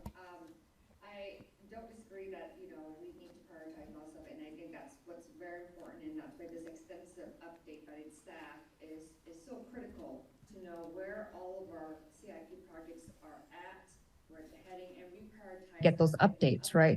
So that's why it's so critical that we have CIP updates on practically on an annual basis until we get caught up and know where we're heading, to ensure that the funding is identified, council is well informed and well versed on everything, and making informed decisions as we move forward. So it's, we're taking steps, the right direction already tonight. And it's very critical that we continue this CIP updates on an annual basis. Thank you. Thank you. I certainly agree. I think probably everyone agrees with that. Again, I'm going to go back to the word, staff is paid to do certain things, and we're part-time, and we're not involved in everything, and see how this might affect this. I'd like prioritizing, but it's hard to prioritize when you have 7 people all fighting for. And was said early in the evening was that we should be looking at this as a citywide thing. And I would want to put the trust in staff to come up with a list, and they make that priority. But it's certainly up to us to finally adopt. And with the priority list, there should be a justification or a rationale for why we put this at the top, why we're not doing this one. Because that's going to help us all say, oh, okay, well, that makes sense. It's not just the 40th and Electric that's been on the CIP list forever for that intersection, but to see why it's not being done, or why it should be done, or why it should be prioritized. So I think with that, is there any other further questions, comments on this item? Yes, sir. No, we get to the end of it. I wanted to have, before we leave. I think we have a second item, but this one we have a second. I mean, a first and a second. We need a vote on it, I guess, and so we can just go around. Our city clerk can call the roll. Just a quick legal, for legal. So the ones that have already been approved and budgeted, that's just a receive and file. The only things that we're actually taking action on would be those 3. So anything previously approved, we don't have to recuse ourselves or something if it's within that 500 feet. That's right. The first item, the first item of the recommendation was just to receive and file the update generally on the program. That's the full list of projects. That's an update on that. You're not taking any action on that. You're taking action on the resolution that specifically affects those 3 projects. So unless you have a conflict on one of those 3 projects, then I would recommend that you're okay. Thank you. Just to clarify, Councilmember Sanchez, what you added, did you want to make that part of the motion, or was that just your thoughts? I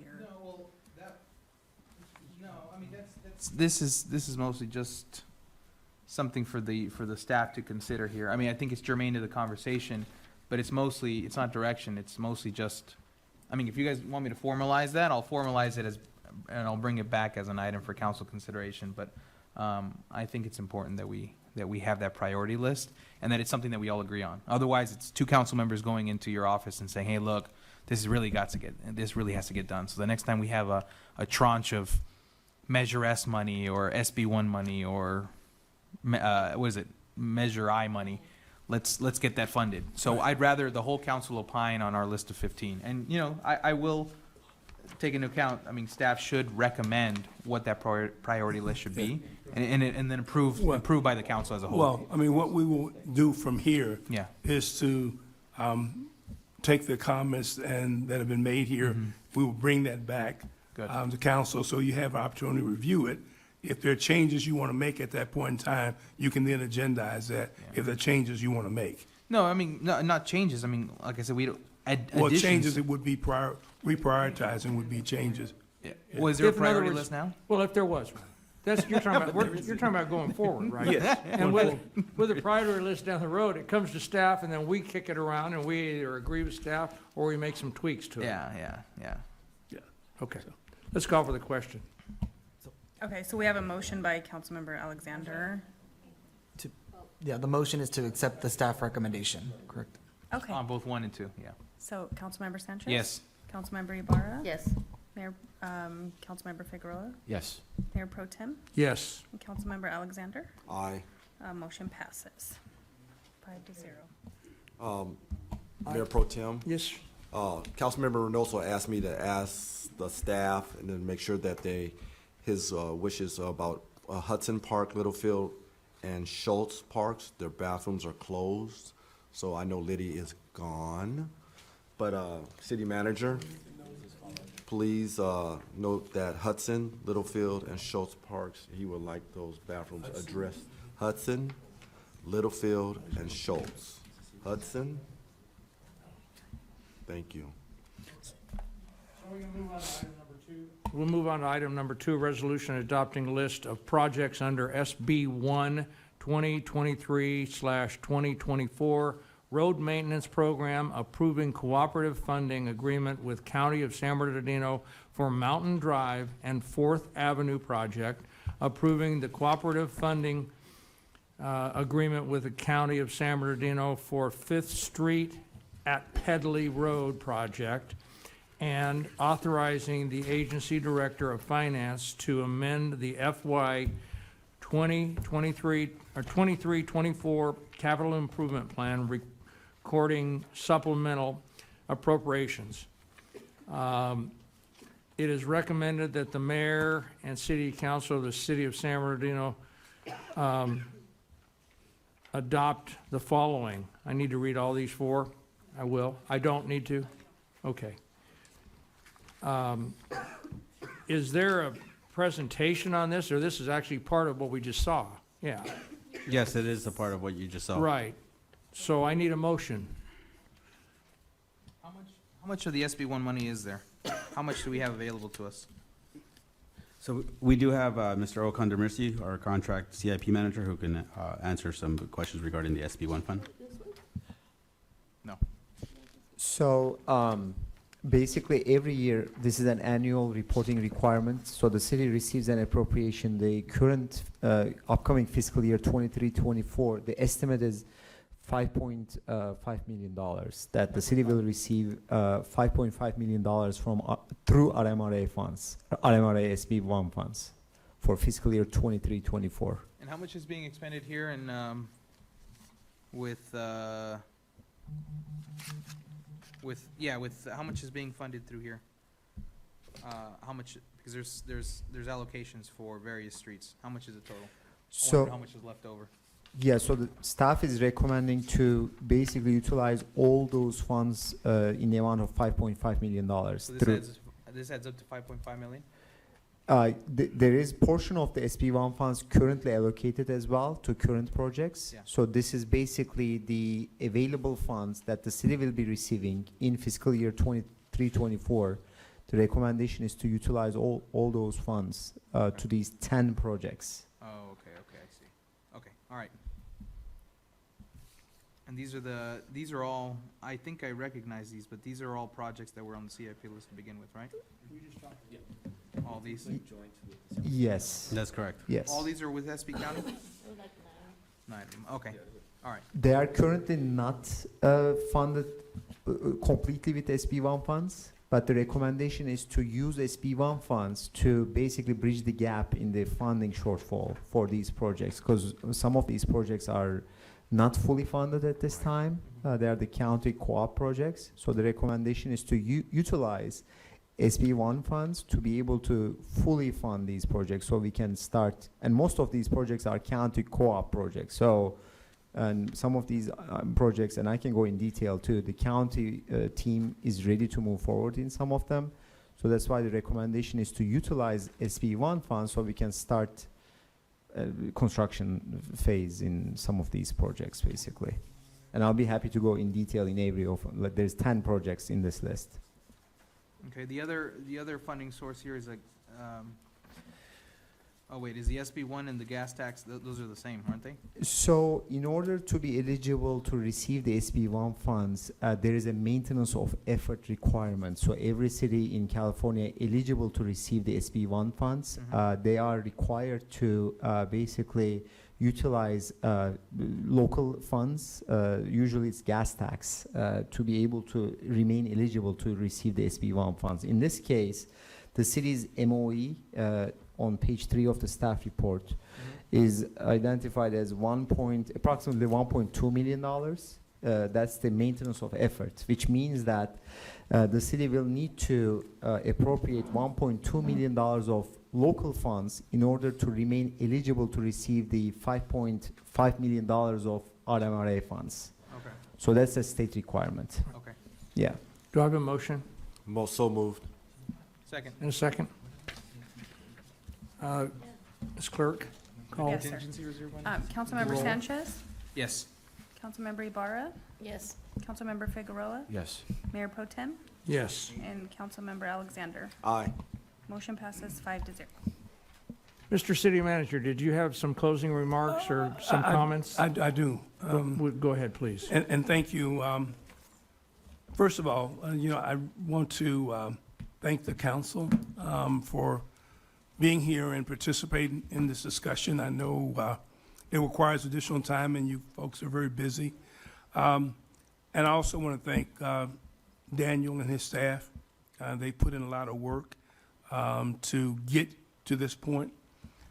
One of the items, and let me not forget Edie over here and our management staff, because she was part of the team that was working with Daniel, along with our other management analysts and Barbara.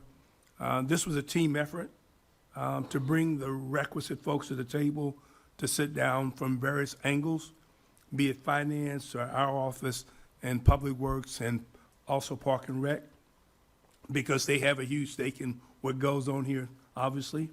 What I want to say, though, is what we are attempting to do here, because when I was informed that you as a council had not been able or structured to have this kind of review, I mean, that's just something I'm not accustomed to. At this level, when you're dealing with something of this significance, the council should be heavily involved in your CIP. And you have residents out there who are asking you questions over and over again about narrow streets, about lighting, about parks. And Daniel indicated that, he's been under the gun like a lot of departments have been with limited staff, trying to do some monumental tasks to bring this forward. But one element is consistently missing throughout the organization, and part of my responsibility is to make sure we shore that up. And that is really providing some structure underneath all this so that we develop systems that allow for these kinds of things to get done on a regular basis, and it's not haphazard. And part of that system is, while staff is working on that, we also need to make sure that we are setting up systems to report out to you, provide regular information, regular updates to you and the community about what we're doing, so you give feedback to us. And, something like the CIP, you can't, in my opinion, go a year or 2 years without bringing that to the council and allow you to weigh in. So hopefully this was helpful. But my goal is to have this a regular discussion with a 6 months or annual basis where you get to weigh in, establish priorities, allocate money to it, talk to your constituents and see where their needs are and that we are addressing that. But part of that system is not just with Public Works. I mean, there are many areas throughout the organization where my job is to instill those structures where we update, where we set normal standards, measurement standards, and we're also, as you pointed out, not acting in a knee-jerk fashion simply because of political pressure by one council member or another. We have to do a better job at that, and that is really the responsibility of the city manager, first and foremost, to ensure that staff is not dragged into that and staff is doing their job and we're operating off of data. And that says clearly, here are the things that should be priority that we should be recommending to you, and the final stop is your call. And you make whatever adjustment that you need to make. But I think, as I said, staff has done a great job, but this is just the beginning. We have Friday's session coming up in a few days, and you will see the same process repeated on a number of different other topics, like the infrastructure and like economic development and homeless. Really, we need to do a better job instead of providing that underlying systems where it's a regular process. It's like clockwork. And you get a lot more information, and the residents community get a lot more information, and we're held accountable to the public and the council that we serve here. So with that, I just said, part of that work is going to be an ongoing, the sausage making behind the scene as staff does. But when it comes to you, it's out publicly, we want to make sure it's well done. And part of that is also, you mentioned it earlier about trust. I think it's important that the council and the staff have a level of trust that what we're doing is of quality, it is meeting your standards, meeting community standards, and that we work together in a partnership. And I'm hoping that during this process and the others, that's the goal. That's what we're working toward. So again, thank you. Thank you, Mayor. Thank you, City Manager. Mayor, would you like to have a comment to end this on? Applaud the city manager, his leadership, and the staff's, work. So this is great, and council making great progress tonight. So thank you, council, for your progress tonight. So that's all. Great job, team. Thank you, Mayor. Enjoy. And we'll adjourn 8:47 until the next special meeting of the mayor and city council, and the mayor and city council acting as a successor agency to the redevelopment agency will be held on June 30th, 2023 at the multipurpose conference room, second floor, 201 North E Street, San Bernardino. Open session will begin at 9 a.m. That's this Friday at 9 a.m. So we're adjourned until Friday morning at 9 o'clock. Thank you all.